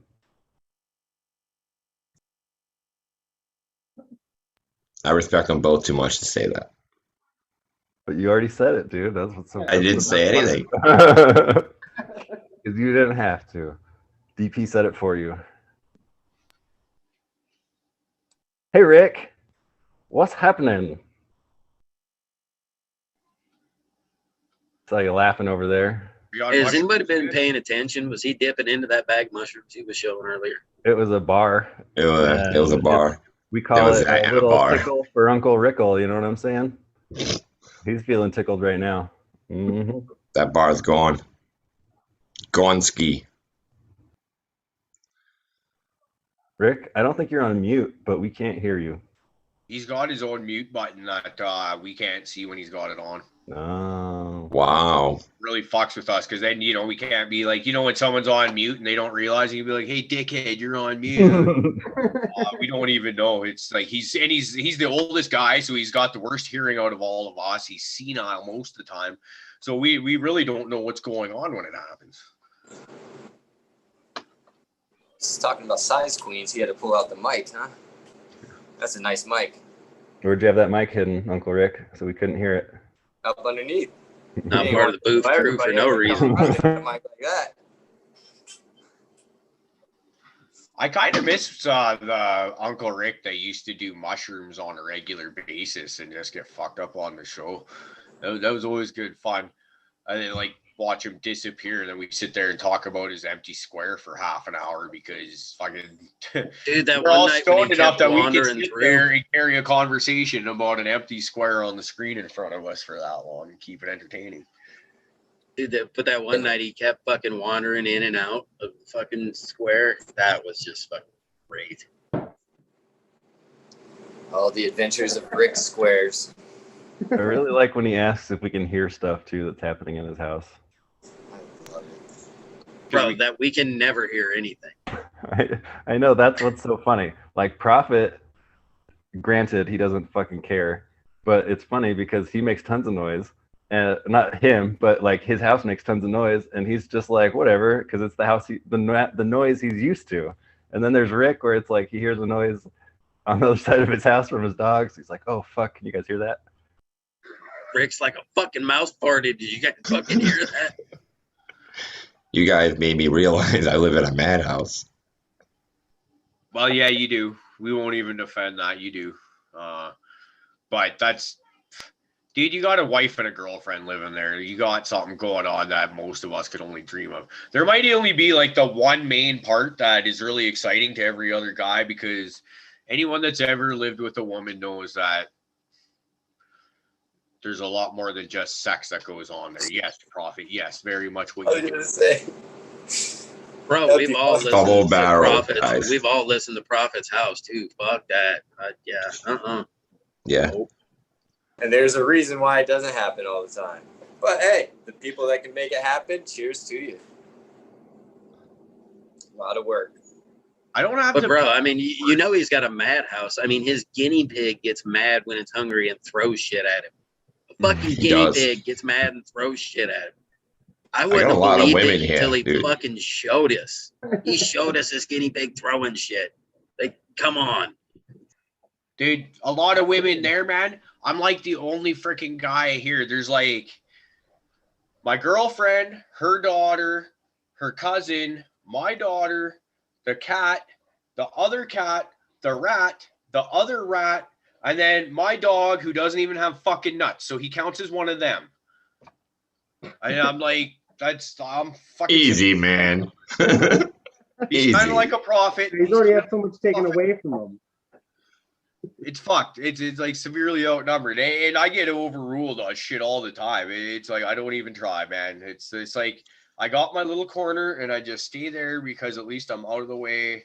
And like, motherfucker, when that time of the month comes around, I've like, cause the house I came from, there was one adult woman and then a couple of young girls. So you only had to deal with one bitchy woman at a time. Holy motherfucker, I get 3 of them. And it's like, so Prophet, I kind of get what you're going through. It's, it sucks. Yeah, they can be emotional and shit. It's weird. Well, Prophet, I and don't even pretend to know it's something. just like you just, yeah, it's just to the point where you don't even want to argue. Like, I'm usually down for a good argument. If you telling me I'm wrong and I can fucking prove you wrong, I damn well will. But in these cases, a lot of the time, I'm just like, yeah, no, I'll just go smoke a joint. And please don't follow me. You win. Yeah. Yeah. Yeah, it's easy. But that whole Path of least resistance is basically the secret here, guys. That, and I'm also like a masochist. I like to torture myself. Is that why you only have one ball? Well, no, maybe my body just decided to do it, but no, that wasn't by choice, man. That wasn't something I did. I don't think. You listen to a lot of ICP, and I'm pretty sure I've heard them talking about fucking putting nails through their balls and shit like that. That's true. You doing that? Okay. I just killed it off, you know? Yeah. I've seen stranger shit happen. Oh, there it is. It's a negative reaction to CalMag. I use too much CalMag, man. Or maybe if you add more CalMag, it'll grow back, huh? Oh, there you go. Have you tried adding a little, maybe double your CalMag? There you go. Yeah, and then it'll miraculously grow back. I will keep you guys posted on that, okay? You seem very interested. Just dunk your sack in there like a tea bag. Get a cup of it. I heard. Oh, I thought I had to drink it. Okay. Well, no, just dunk it. I think is probably the best. It might be poisonous, and we don't want you to actually die for this if it doesn't work. So, and then you gotta soak your comp seeds in it. Straight CalMag, right? Just take a capful, boop, fucking dunk your seed in there. That's how you gotta wet your seed for the fucking comp, bro. Just fucking straight CalMag dunk. Bet. Makes sense. So, anybody growing any cannabis? It's been a while since we talked about any of that. Caribou fucking has 9 seedlings on his window, and the douche nozzle cat fucked one. Hey man, how do you know the cat was a douche nozzle? All right, maybe that was something that just karmically was wrong with that one, so the cat corrected it. I have owned cats, and they're all douche nozzles. I love them to death. They are douche nozzles. There's something on the window. She wants to knock it off. Trust me. I'm lucky it was only one. Yeah. Cats are dicks, dude. I love them. I do too, but they're dicks. They're dicks. Dicks. And that's okay. Something about that fuck you attitude that kind of really rings true. You know what I mean? They try to think like they don't need you, but in reality, we're the fucking people that feed them. But they'll still think they don't need you. It's a real messed up relationship sometimes. Yeah. Oh, a cat will. Go ahead, dude. They could just leave if they wanted to. If they got out, they can go and survive. They can just go. They can do that. Right. They don't need us at all. Like that cat's totally just waiting for you to die so they can eat your corpse.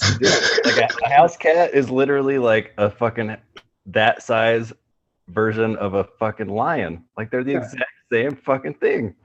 Yeah, exactly. As long as they don't get hit by a car or something like that, they're good. Exactly. Yeah, I mean, the cat would definitely get farther outdoors than my dog would. Yeah, so. Yeah, exactly.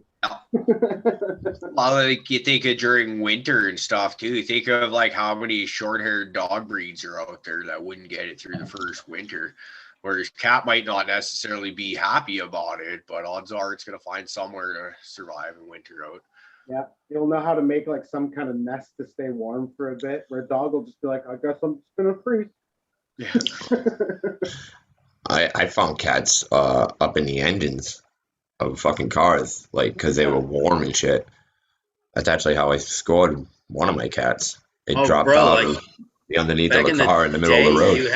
You had to like check your engine compartment because when you had like the fan on your crankshaft, like when cats would get up in there, boy, you just chop one of them motherfuckers all up when you started your car. Yeah, that's some old school shit, man. Yeah, you'd have to like fucking honk your horn before you fucking started. Scare them out. Cat growing up, and that cat went through 15 lives. I don't know how this 9 lives thing came about, but no, this cat, like, after that motor fucking chomped that motherfucker's head up like that, and he came back and he was just like, what? And it took him 3 days, but he came back. We got him back from the vet, and he was his head had shrunken down to somewhat of a normal size. Poor cat. But he made it through that motor. That's a tough fucking cat, dude. That cat was just shit. I'm glad I've never had to witness that kind of mess, man. Because like I'm an animal lover, and so seeing something like that I'd have a hard time with that. Because you can't just leave it. It's harder for me to see that with animals than it is with people. Agreed. I had to wrestle a freaking cat out of my, not this dog, but my other pit's mouth. Fucking, it didn't make it, but I mean, trying to get it out of its mouth was fucking brutal, man. I kind of feel like if a person gets up into my engine compartment and before I could start my car, they fucking damn well deserve it. Well, yeah. If they can get up in an engine compartment nowadays, that's just fucking impressive because I can't even get my goddamn hand in it. I just had a flashback. Yesterday, I went for a drive and I seen a cougar walking down the road. That was pretty cool. Should have picked her up, eh? Well, it was pretty quick. You know, like it's like. Yeah, oh, you mean a cat? All right, my bad. A real my bad.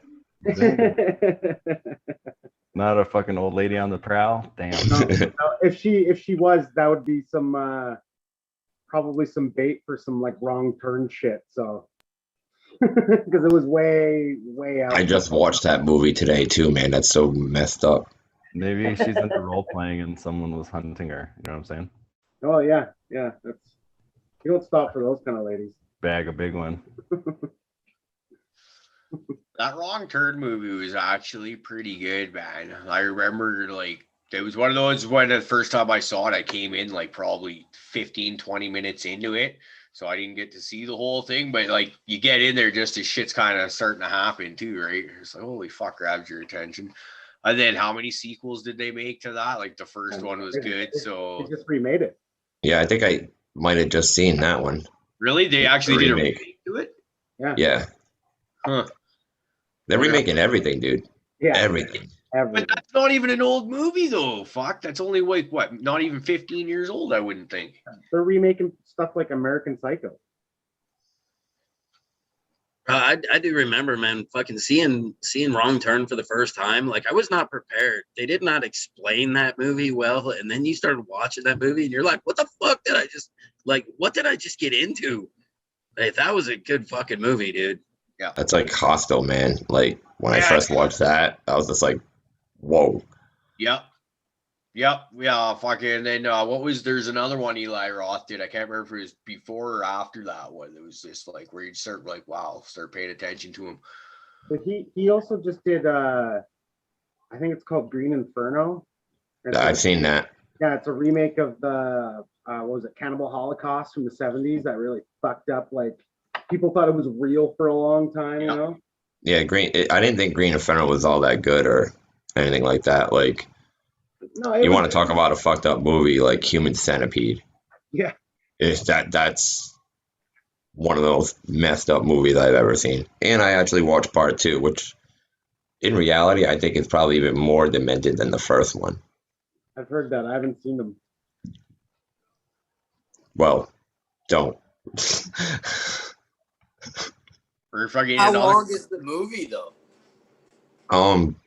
Standard like hour and a half, maybe 2 hours, I think. You watched an hour and a half of that? Twice. Yeah, man, because once it's like an accident. Once you don't want to look, but I mean, you kind of gotta look, and then you're like, how the fuck? What the fuck? How's this gonna end? It's a bit of a glorious shit show. Like the movies are not amazing by any stretch of the imagination. Like, how could they? Like Sharknado. But once you get it, no, they're better than Sharknado. Yeah, man. this is like a fucked up situation. Down to try and watch Sharknado, whereas Human Centipede, it's worth watching to at least say you did it right. It's a dumb concept, but at the same time, they did a reasonably good job with what they're doing there.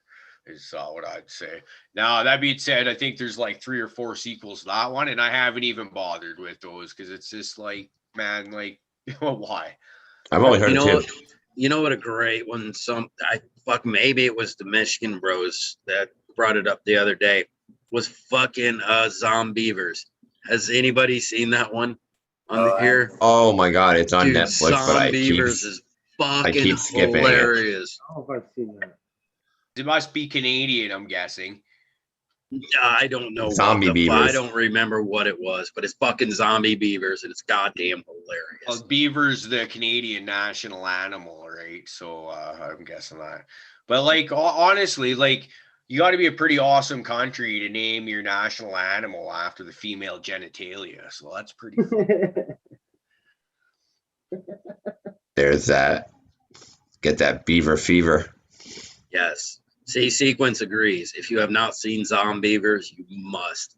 It is a must watch for anybody who loves shitty, like B movie, fucking C movie shit. If you like that stuff, because that's There's gonna awesome. be some Toxic Avenger shit. Jam. Yes, it is some Toxic Avenger shit. Yes, it Nice. is that kind of fucking jam. Okay, I got it. This might be worth checking out then. And if you like anything from Trauma Vision, you will love fucking Zombievers. White Widow's been trying to get me to watch that, and I'm like, I ain't watching that fucking movie. Did they bring it back to Netflix finally? Because it left for a while, and I was very sad about it. Like a month ago. I'm gonna have to look again then. Has anybody? I need to watch it again. Has anybody seen the newest Saw movie with Chris Rock and Samuel Jackson? No. No, I didn't even realize they were in one together. Well, Chris Rock. I caught a preview. He wanted to make his own, so now it's like a continuation, like it's called Spiral from the book of Saw. But he's the detective, Chris Rock, and then his dad is Samuel Jackson. And I mean, if you like Saw movies, it's pretty good. You know what, man? Like I was actually, when we were talking about movies and shouting them out, the first Saw movie came to mind is one that sticks in your head. Yeah. Like, because that was kind of groundbreaking shit before they just had to kind of reinventing that over and over again, right? And at the end where the guy fucking hacksaws his own fucking foot off, like, man, I was just like, holy shit, like mind blowing, and I couldn't stop thinking about that movie for days afterwards. Yeah. And then the guy stands up and you're like, holy shit. Yeah. What about the guy that got his arm stuck climbing and only had a pocket knife? He probably dreamed of Saw during that. I was like, that guy. That was a real movie. That's a real story. Yeah. This motherfucker's like, man. Some one-armed guy wrote that story. That guy was like pretty fucking crazy too, man. He went on to still climb mountains with like a prosthetic arm and shit. Hey, I didn't slow him down. He was impatient. He should have just waited another day or two. Somebody would have found him. Easy guy, you're jumping the gun. It's only been a day. Fuck. Don't you think you're overreacting just a little bit here? It was really just a dope fiend who fell down there. It was like 30 minutes later. He started withdrawing. He's like, fuck this shit. I got to get high. Start gnawing that shit off. He gets his fucking bindle of fucking dope is sitting there just out of hands reaching. Like, fuck this shit. There's a dope fiend rolling down the street with no arms and no legs. Like, now I'm just picturing James Franco from Pineapple Express fucking trying to reach, being stuck.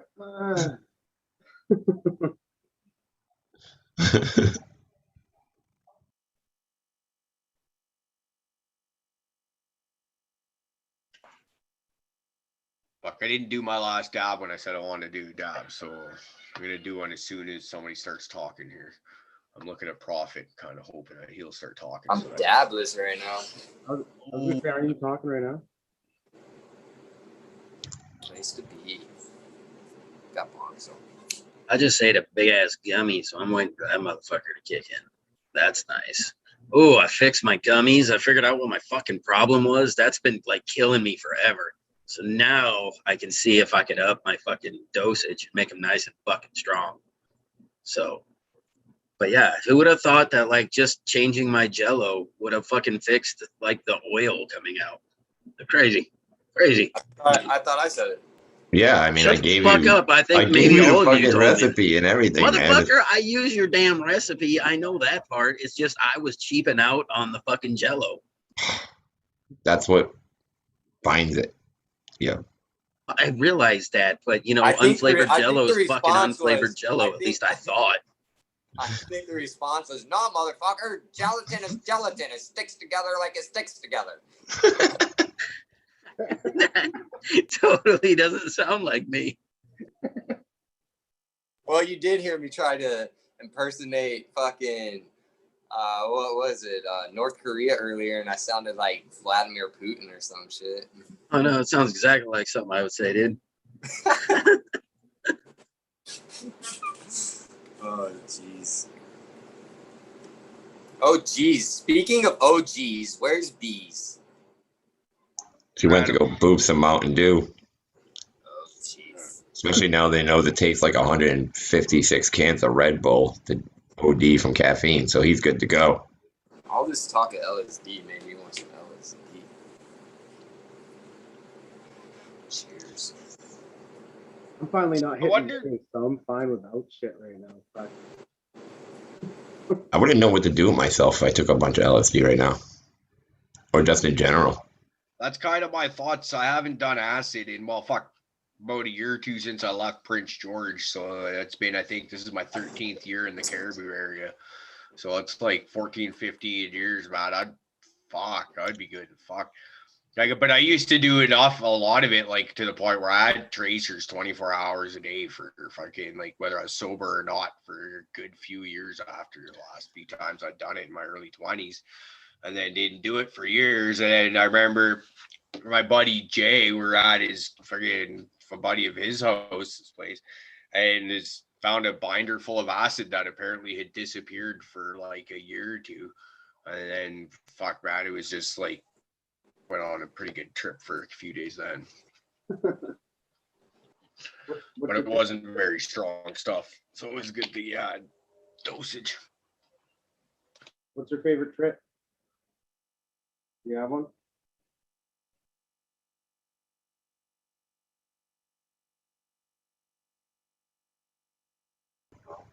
What was that? What's your favorite trip? My favorite trip? Yeah, what's your favorite? I mean, probably the liquid form, to be honest with you. Yeah. Yeah, I mean, they had names sometimes, like the one that I remember specifically was tornado juice, and but for the most part, we had a lot of gel tabs over here, and we had all the arrangements of blotter you could think of. Yeah.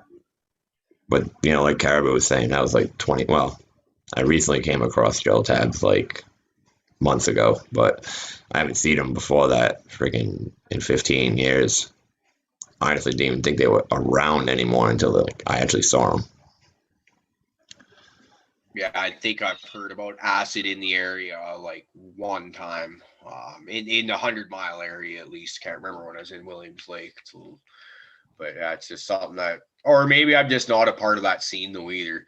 Like when I moved to 100 Mile, like I literally didn't know anybody for I think the first 3 years that I was here, because I were like moved in with the ex-wife and the family, and then but I was working out of town, so I never had a chance to get to know any of the neighbors or anything. Or I was gone working. It wasn't until I first started working with the company I'm at now, where you actually meet some of the local people because you're based out of town here. But they're all, you know, we're all in our 30s, 40s, some even 50s. It's like basically doing acid anymore. But I found out I have one hell of a mushroom connection that I didn't even freaking realize, because I hadn't heard of mushrooms in the area. And it was about a year ago where I just fucking. Holy shit, there goes Prophet again, fucking trying to beat the hell out of everything. I know, throwing a temper tantrum that we weren't letting him talk, so he just goes to smash around. Right, and then he's going to come back. He's not going to realize it. He's going to hear us talking shit. He's going to unmute himself again, so we're going to hear it again.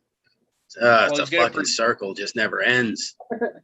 He's going to pretend like he didn't know it was happening, right? But, who, what, me? I didn't know. I didn't have myself muted? What? I hope that exact thing happens. I very well might. Like, we're speaking from experience here. It's pretty much what's going on. That's great. It's still my favorite. My favorite one though is like the bag of chips, because I remember I was watching the chat, live chat as it happened, and he's just like crinkle, crinkle, crinkle, and you could see him like stop and just look at the camera, crinkle, crinkle, crinkle, and then I'm looking at the live chat and you see Painted Ladies just like, Oh, the noise. Like fucking awesome. And then he kind of got better at it after that. It's only like 3 or 4 times a show now, not like in every 30 seconds. Yeah. Like it used to be.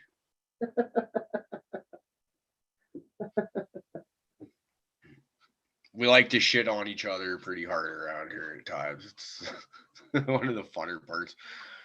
Yeah, It's like we're talking about that grow competition that we're going to be doing here, where it's like the whole basis was it getting it off the ground was just so we can talk shit and make fun of your plants. Like the winter wasn't going to be the nicest, but it sounds like we're going to have multiple categories now. I just like the shit, the brotherhood, sisterhood. I don't know why we think there's going to be different categories now. We haven't even made a single category. There's not even really a direction towards how we get a winner. So we can't have multiple categories. We haven't actually structured a fucking thing. No, we did what we always do. We talked about it, and now we're just jamming it together, you know. You guys earlier were talking about having a winner for this and a winner for that. And I just like the shit and abuse. Like I say, right? I might put mine in a freaking solo cup and just leave it in the window and see what happens. And like, I might get like one bud the size of like a thumbnail, maybe. I'd be all right. Gonna have to mail that to the States, to the winner. Here you go. Maybe I'll get lucky. It'll be the winner. Because that's the rule, man. The loser has to mail their shit. Either that or burn it, I guess, on video if it's going to cost entirely too much to send over state borders. Allegedly. Hey, does anybody know how to unhide somebody from chat? How to what? Who do we hide? I had hidden somebody. I don't know what I'm doing. I timed them out or something, I guess. They'll come back after the timeout's over, I believe.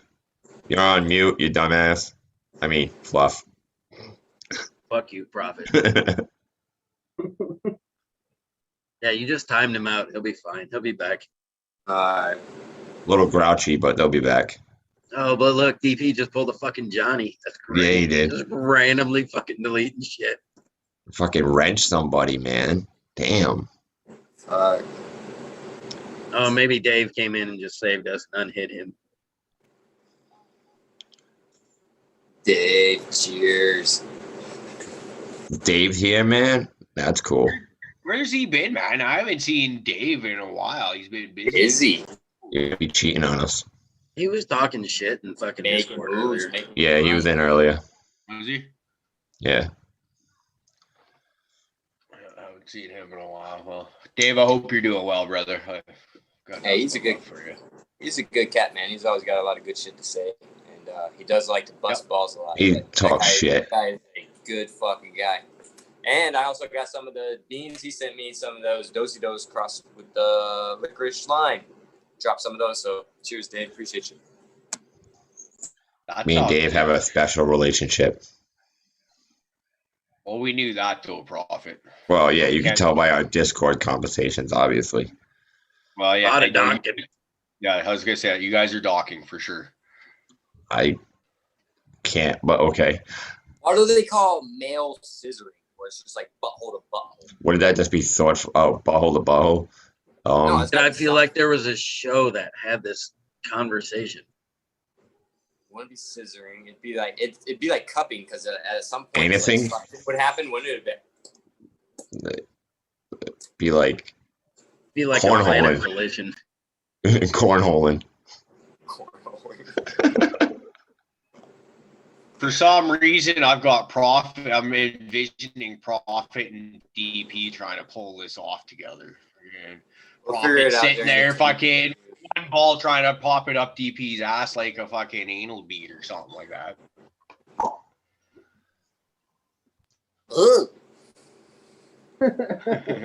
But he won't be. That was an image that read the tattoo that he tattooed on my taint and know not to go that direction. That's true. Are you actually? There will be a warning. Are you actually getting a gooch tattoo? By Prophet, yes. I told you, if I'm doing that shit, I'm doing it like this. Gonna say stop. Wrong way. Ouch. Just thinking about that brings tears to my eyes. Like, You know what? Just to hear him scream, maybe I would. Fuck y'all, I'm gonna dump some cocaine into fucking tattooing. Shit, bullshit. If this is gonna happen and they're gonna be in the same place and Prophet has a gun, it's gonna happen. I don't give a shit if we gotta hold Prophet down to do it. Wait, So you're actually I can deliver pain. I got no problem doing that. I know you already sound like you're over here like whining and bitch. No, we're gonna hold you down so you can tattoo his. No, I just thought about it. I'm like, you know what? I actually would like to hear him scream. So you know what? Sure. Give me that ass. That's what we were looking for. I can almost taste it. I think about the one time about like, I don't know, a long time ago, an ex-girlfriend convinced me to wax my balls. And that fucking hurt. I did like one stripe off the bottom and I was like, no, I'm done. And so then I think about like an actual fucking needle one at about like 5,000 RPM and like, no, ow, ooh, that's sensitive. And I'm really light-handed. Like, cause you like, man, I would feel like a sunburn afterwards, and like having a sunburn between my balls and my asshole, like, bro, it feel like somebody put a cigarette out right in your fucking taint. I sweat a lot at work. It would be all salty and ouchy. What style of lettering? That's my first question. Are we going for like a single line script or with a little bit of bold? If you want like letters, we really got to think about some shit though, man. Because if you're gonna do this, you have to change your whole diet up. Because you have to remember, you cannot like vigorously wipe or anything for a while, because that is just gonna be pain. So you better get your diet correct so you don't shit. Hey, my diet's already fucked up. I got wet wipe life. I love ice cream when I'm super high in the middle of the night. When I wake up early in the morning, my asshole hates me. I will tell you what. You know what I mean? And if you continue using toilet paper, it's just you'll end up stop eating ice cream, which I haven't done doing yet, or start buying wet wipes. So it's not that hard, man. Hey man, I'm down with the wet wipes too, because just gotta get that shit clean, man. That's like the only thing from when my daughter's a brand new baby, the only thing that I still do to this day, I think, is use wet wipes. They're fucking great. You throw them in your lunch kit or throw them in the car for like. You don't have any. You do a safety flush pre-dunk. Get a safety wipe like that. You're good. Well, well, another good one is like, I'm not much of a germaphobe, but like stuff like gas pumps, the handles on those. You think about how many people been driving down the road, scratching their balls or picking their nose or what the fuck ever, and then putting their hands on that. So gas pumps kind of actually do gross me out a bit. They're kind of akin to like public But we know how you drive. Well, I enjoy myself, Prophet, okay? It's a long way to go, and I have to enjoy it when I get there. So, but I'm always happy when I arrive, okay? Now you gotta be worried about gas pumps, dude. Dude, well, think about it though. Especially I wasn't until you mentioned it. I worked with this when I used to work at a freight warehouse out of Prince George, and we had this one truck driver who used to always show up naked because he drove truck naked, right? His name is Vern, and he used to bring hookers on the road with him all the time. Like, this is fucking. It was pretty cool to see him going on the road with hookers, but whatever. That's on the point. And yeah, I lost my point. I don't know. So hookers and tractors and going on the road. Dude was naked. Always riding naked, you were mentioning. Yeah, I Roads, touching things. Don't do it. Touching things. Yeah, that's it. So Vern, the fucking dirty old truck driver who used to drive his truck naked, right? So you imagine what's going on and touching the steering wheel, his hands, all that. Plus, he used to bring hookers and fuck the hookers in his cab. And I remember him telling the one story about the one hooker went to give him head, but his fucking dick smelled so bad. She's like, oh my God, that stinks. And like got the fuck out of there, right? Okay, so now this guy is touching gas pumps. Think about that. I don't want to touch the same shit he's been touching. And there's probably worse people than him. Ooh, I'm glad he's in Canada. Donuts. My old lady's awesome. Thank you. I love you. But so you see, so that's why to me, gas pumps are fucking disgusting. And I just like, so I carry wet wipes. And then also, so And then like shitter stalls in public bathrooms and stuff. Okay, we've seen Profits hashtag Profits Mom was here in some pretty foul locations and stuff like that. Job-site shitters. Fucking disgusting. Yeah. Yes, porta potties. Oh my fucking god. You ain't never really like freaked out until you've really had to shit. There's one shitter on the job site, and that motherfucker is literally packed to the top, and you're like, oh no. And it's the hottest day in the summer. Yeah. Like it ain't bad in the winter. It's a little more. It's mellow. Bullshit but, dude, is always fucking bad. Dude, it's a little bit more mellow. Be honest, No, as opposed to fuck it, like it's a always- fucking it's disgusting. 98-degree day outside. It's 120 in the fucking porta potty. Kiss my ass. It's fucking banging. You could taste that shit.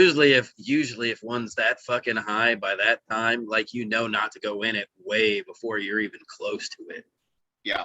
Yeah, that's where you kind of you try and force yourself to take a shit before you go to work in the morning because you know you don't want to be doing it while you're there. Yeah, there's some Dude, pretty. you don't even want to pee in some of those, man. But the other fucking like other fucked up part of that is like in the winter, like you go into a fucking shitter where it's literally frozen up like a foot or two above the fucking seat and like and you're like, how is that fucking possible? Like someone actually seen that. up there and shitting on top of all that, like that's well, and water expands when it freezes, right? Yeah. That's all. I wonder how many viewers we just lost with this conversation. No, actually, they're gearing up. They think actual cannabis talk might start happening because at least we're on the shit, and that's organic now. That's leading up to it. Yeah, man, we're getting there. Speaking of organic shit and everything, I got my first set of fungus nets. Ooh. So proud of Congrats.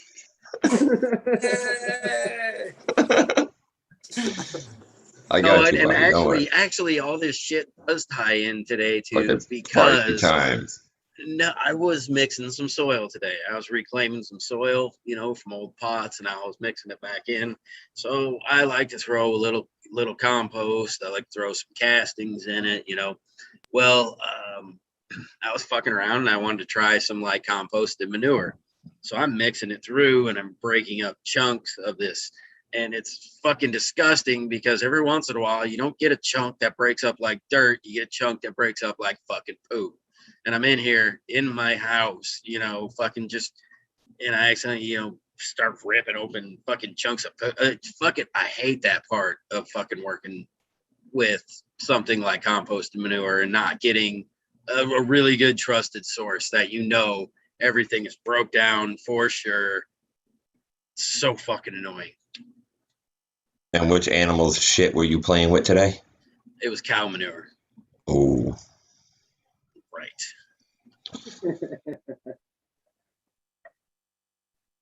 And I got all my soil from our garbage dump, and it was the best. Wait, rewind.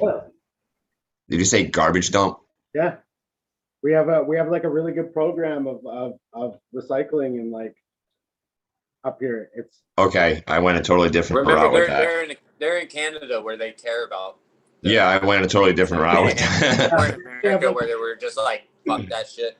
Yeah, we have. I'm thinking of my garbage dump, and I'm like, we have full-on compost sections that they've like have sections of the compost like in different stages until it gets to the point where you can go take it. It's like the best soil, and it's so super cheap. You just pull up with your truck and they put a load in and you drive off, and it's like all you need, Yeah, it's great. When earlier this year I was working in Vernon, and just before you cross Swan Lake, there's a spot where we'd go to dump all our chips, and all the tree companies in the area go there. And this guy has an excavator parked there, goes out there pretty much every day and just mixes up whatever everybody's dropping off. And he says within about 1.5 to 2 years is usually best for him. And then you got this wicked compost.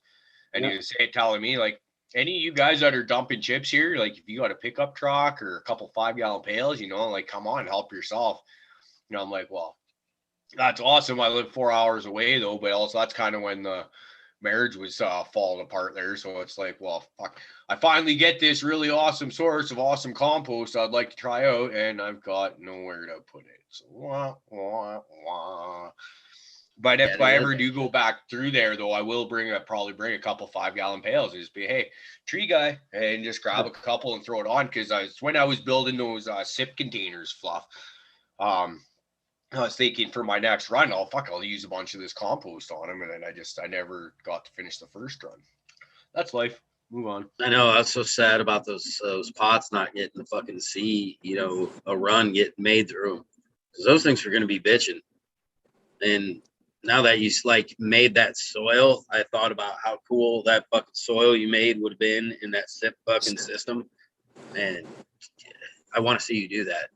Yeah, I'm gonna go a similar route here, because I got I'm hoping I'll get the go ahead to actually fire up a tent here maybe this week. And one of the things I'm gonna do is I would like to, those like 4x4 or whatever flood trays for whatever for we know what I'm talking, 8x4, 4x4, 3x3, whatever size you want. I think I want to get either a 4x4 or a 3x3 and put that in my tent, and then and build that up higher and use the plastic part as my reservoir for my sip, and put a bed on top of that. Use like maybe 1x8s or 1x10s, and just build that as your ring for your top layer so it doesn't all overflow into outside of the tray, and work that way is what I'm thinking. But I think I need to figure out something first, because I got to do a bunch of strain hunting. I got a bunch of really killer stuff. And if I'm going to do just a living soil bed like that, I want that to be dedicated to a couple of strains that I know, or, I don't want to be worrying about pulling males or anything like that. So I might try and think about, like, I've got some Orange Gasm and Lemon Jeffrey that are femmes. So I might just fill a table with that and just see how that goes. Because I figure 3x3 bed like that, made with that soil that I got built. For this soil, Trav, I went out in the bush out this way, picked up a bunch of red rotted wood from a down tree that had been there for, God knows how long, some moss and shit like that. And then I went and bought a few other ingredients like alfalfa meal, kelp meal, and a bunch of other shit to throw in there. Went to a creek, grabbed some silt out of the creek bed, so I throw that in there to break up the organics. Went out to my parents' place up in Prince George, grabbed a bunch of clay, which is even finer grain than the silt, right? Throw that in there, and just a bunch of shit. So it's been sitting here marinating and cooking for a good couple months. Cool. So excited about it. Man, that reminds me and my brother were out at Sun Valley. We went for a walk around some trails that you told my brother about. Yeah. And we didn't see anything. No. We tried, but it's so overgrown out there right now. Yeah. Like, it's just like lush green. But we didn't see anything. We're hoping. We're really hoping. Too bad. Well, we're gonna be going up that way, possibly August long, maybe shortly, within a week or two after that. Okay. And but one of the things I want to do is run into you and your brother. We were talking about getting together, doing a camping trip or something like that while we're there. That'd be awesome. And then in the midst of doing all that, I would like to run out there and see if we can find anything else. Cool. And I've been time lapsing and like trying to make videos and stuff. We'll make some like really cool video of our camping trip. You can show everybody how we live up here in the north. Fuck yeah. Yeah, that'd be a lot of fun. A lot of fun. Yeah. It's actually one thing. I can't wait to see you in the videos that you do, like these music videos. I've working on a couple myself for a band, Catachronic out of Illinois. Stoney, their drummers in the chat right now. Cool. But it's cool. They did a little wake and bake song for us that we like to play Sunday mornings whenever Prophet reminds me to actually play it. Yeah. 6 o'clock in the morning, my brain doesn't work that well. I gotta have a list of shit that needs to be done, otherwise it won't get done. Yeah, well, get a hold of me anytime you need help with making videos. I got ideas forever, so yeah. Yeah, I like it. I like it. Actually, speaking of videos, your time lapses, I think I still have you on here. Yeah, I've made a few. I gotta get back in time lapse in my art. I've just been time lapsing like other things lately, just random shit. Yeah. Let's see if I can find. There you are. Here's one of your time lapses right here. So this is your YouTube channel. Yeah. You got one subscriber, and I think that's me. So hey, everybody, if you're watching and you dig Travis's artwork, head over, give him a sub. Yeah.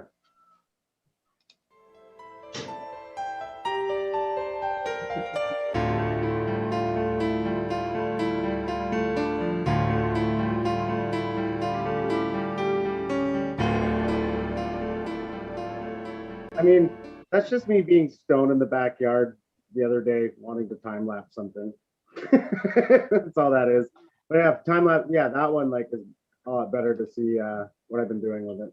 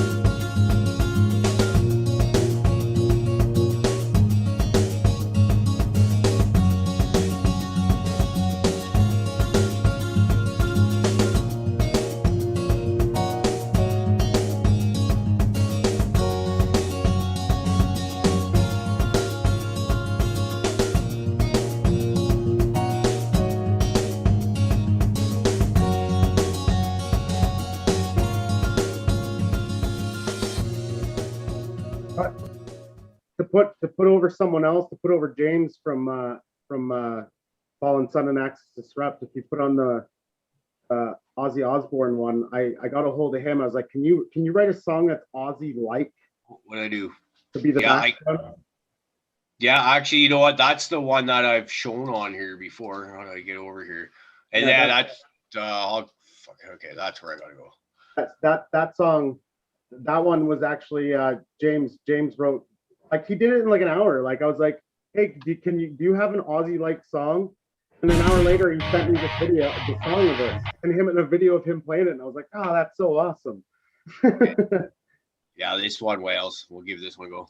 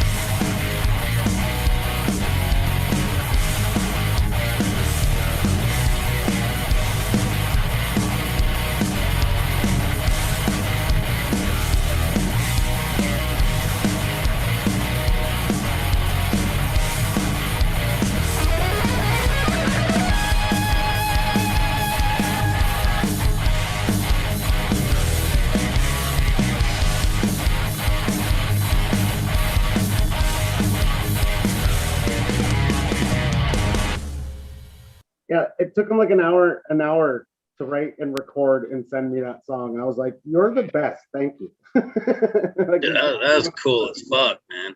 Right? And it's that was fun. Like sounded, you know? Metal art and radness. Right? Fuck yeah. Yeah. I'll never stop praising that guy. I've known him since I was like 8 years old, and he's one of the best musicians I've ever met in my life. So. Yeah, so he Wales. I don't actually know him personally, but I do recall him. We hung around in kind of the same circle, just never kind of really got to know each other. He's like 5 or 6 years younger. He's been in so many local bands in Prince George over the years, man. Like, it's the list goes on. But Axis Disrupt, they're fucking whale, man. Yeah. Huge fan of them. And then last time I saw you, you got me on the Fallen Sun. And it's just like, fuck, here it is. And it sounds like they're actually gaining some traction with that, which is awesome. So Super cool. yeah, everybody, if you dig that style of music, you can give Fallen Sun a check out on Spotify. Yeah. And I'll even put that link up again in the chat right now, because it's crossing my mind to do so.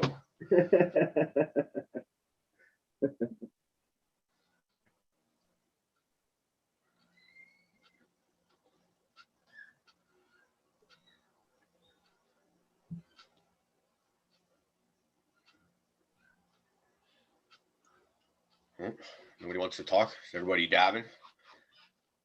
Are you making fun of me? I did. Sorry. Making fun of the dab list tonight? Never would do that to you, because I know how bad it hurts to not have dabs. It's good. It's a dab tolerance break. Just unintentional. Poor planning on my part. But it's like you said though, man. Like when you do get back to the dabs in a couple of days, you're gonna be like, fuck yeah. He should say he can only go back to dabs when he squishes his competition plant, which will be dog shit. So, well, it will. Are you using English right now, Fluffykins? Already. Yes, it's English, douchebag. Oh, I thought you were talking about the next time I get to do a dab, I have to wait until I squish mine. Yeah. Yeah. You got to wait Smashing till on you your squish auto. your competition plant, which is going to be a dog shit plant. He's smashing on your auto, man. It's not even popped yet. Right. So All right, we're starting early. That's Fuck a lot. this. That's a long time to be dabless, though. Yeah. First, you got to boof the plant, then you got to squish it and smoke it. That's sounds like the deal to me. Eh?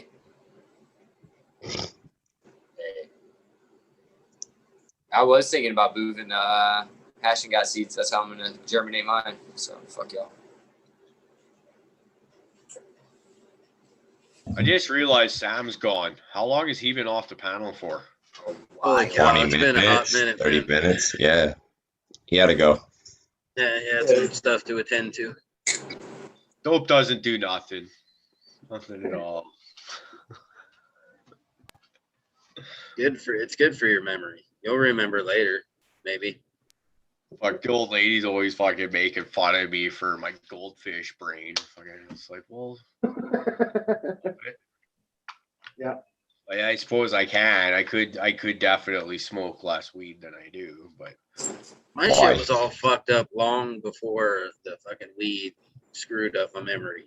Like, it wasn't the weed that did it. It was definitely all the other shit that did it. I agree with you. Yeah.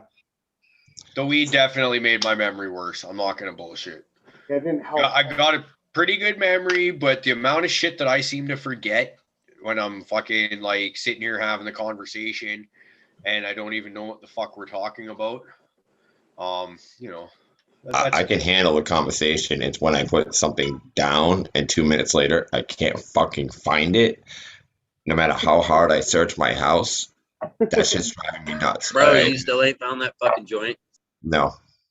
And that's the crazy part, dude. There's only 2 rooms that could fucking possibly be in, and there's only so many spots. And I've had 5 people go through everywhere. I was like, go ahead, have at it.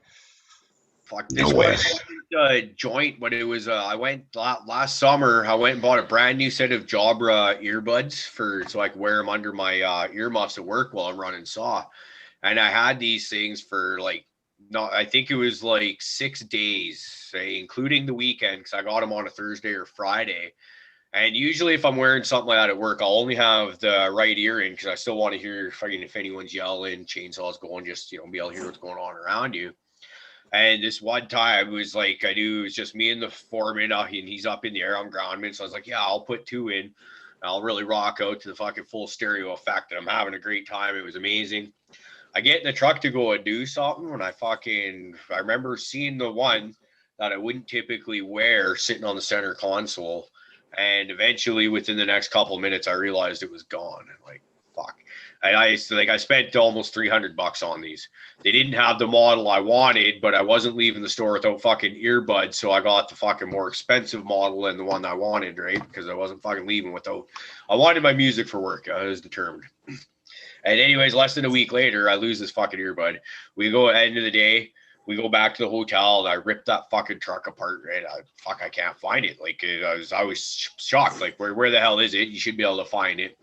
We go back to where I figured I might have lost it on the road back at the site, and looking around, no, can't be there.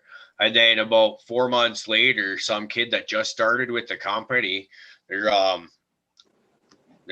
was no joint sitting on the center console, and it definitely did not roll off the back of the center console. And so when the new guy was looking for not a joint, looking around, there's that cup holder that'll fold back from the bottom of the center consoles in the back seat there by your feet. He's digging around back there, and he found my fucking earbud. This is like 4 months after it lost. We stopped thinking about it. It was just like one of those random, how the fuck did you lose that mysteries, right? But I ended up finding it. It's an amazing thing. Awesome. I really just want to find it so I can figure out where the fuck I put it, because it's so spectacular of a spot that I have to figure out this mystery. Just for that, I don't even care about the joint anymore. I just want to know where it could possibly be. It's like this lingering mystery that's bugging the shit out of me.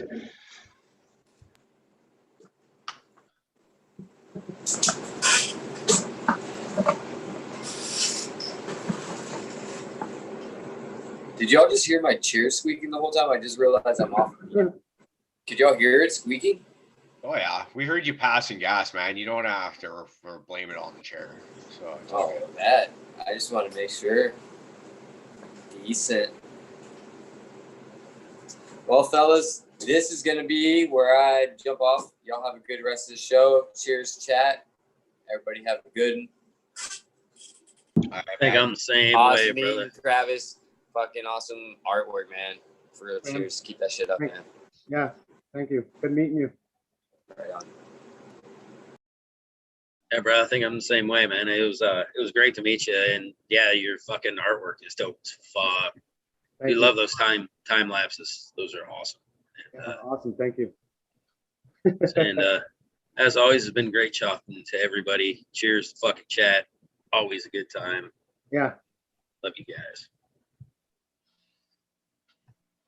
All right. With well, it seems like might as well be time to shut her down, I guess. Did Rick just disappear too? Yeah, he did. He's too snobbish to say goodbye to us, but that's Too wrecked. we love him anyways for his senility and all his other faults. So it just can't hurt him, so yeah, guys, follow Travis Olson on Instagram. Is that Travis Olson or Travis Olson Art? Travis Olson Art. Well, that's where I guaranteed that's me and my art. So. Okay, and then It's amazing art too, man. Thank you. Thank you so much. You draw real fast. Yeah. Right? Yeah. Yeah. I try my hardest to do like Bob Ross style, but even faster. Love that, dude. Just add a happy bush. Right? Working at that pace, you should be able to crank out about 30, 40 of those in a day, right? Exactly. That's exactly what I do. 30 or 40 a day. Yeah. Awesome. Yeah, Trav, this is awesome, man. Great to bullshit with you. Like usually when we do run into each other, like I said earlier, it's about once a year and we get to see each other for about an hour. So Yeah. I got to sit here and bullshit with you for damn near 3 hours, and it's been fucking awesome, man. Always is good talking with you, man. Yeah, everyone in chat, normally I try and say hi to everyone or get the vast majority of you, and I kind of ignored you tonight, but my apologies. I've known this guest for a very long time, and he deserves my full attention to keep the conversation Thank you so much, on. man. I can't rely on profit for everything, I guess. I give him a night off. And when you come up here, like I said, we'll go make like some cool videos to throw on here, show everybody how we do it up here. Fuck yeah, man. That sounds like a great idea. And yeah, I'm interested in bouncing ideas back and forth with the whole. Yeah, we'll make some cool No Brokeback Mountain shit though, guys. We don't want to see that part of the trip. That's in Alberta. You got to go see the hurt in Alberta. Yeah, we're here in BC. We don't do that. Okay. All right, guys. Well, this is where we call her quits. Once again, Trav, it's great, man. I love you, brother. And tell your brother I said hello, and I love him too. I will do. We'll see you guys. Nice meeting you, Travis. Nice to meet you too. All right, guys. We'll see you Chat, you rock. Friday night show. Everybody's welcome as per usual. Peace out, guys. Later.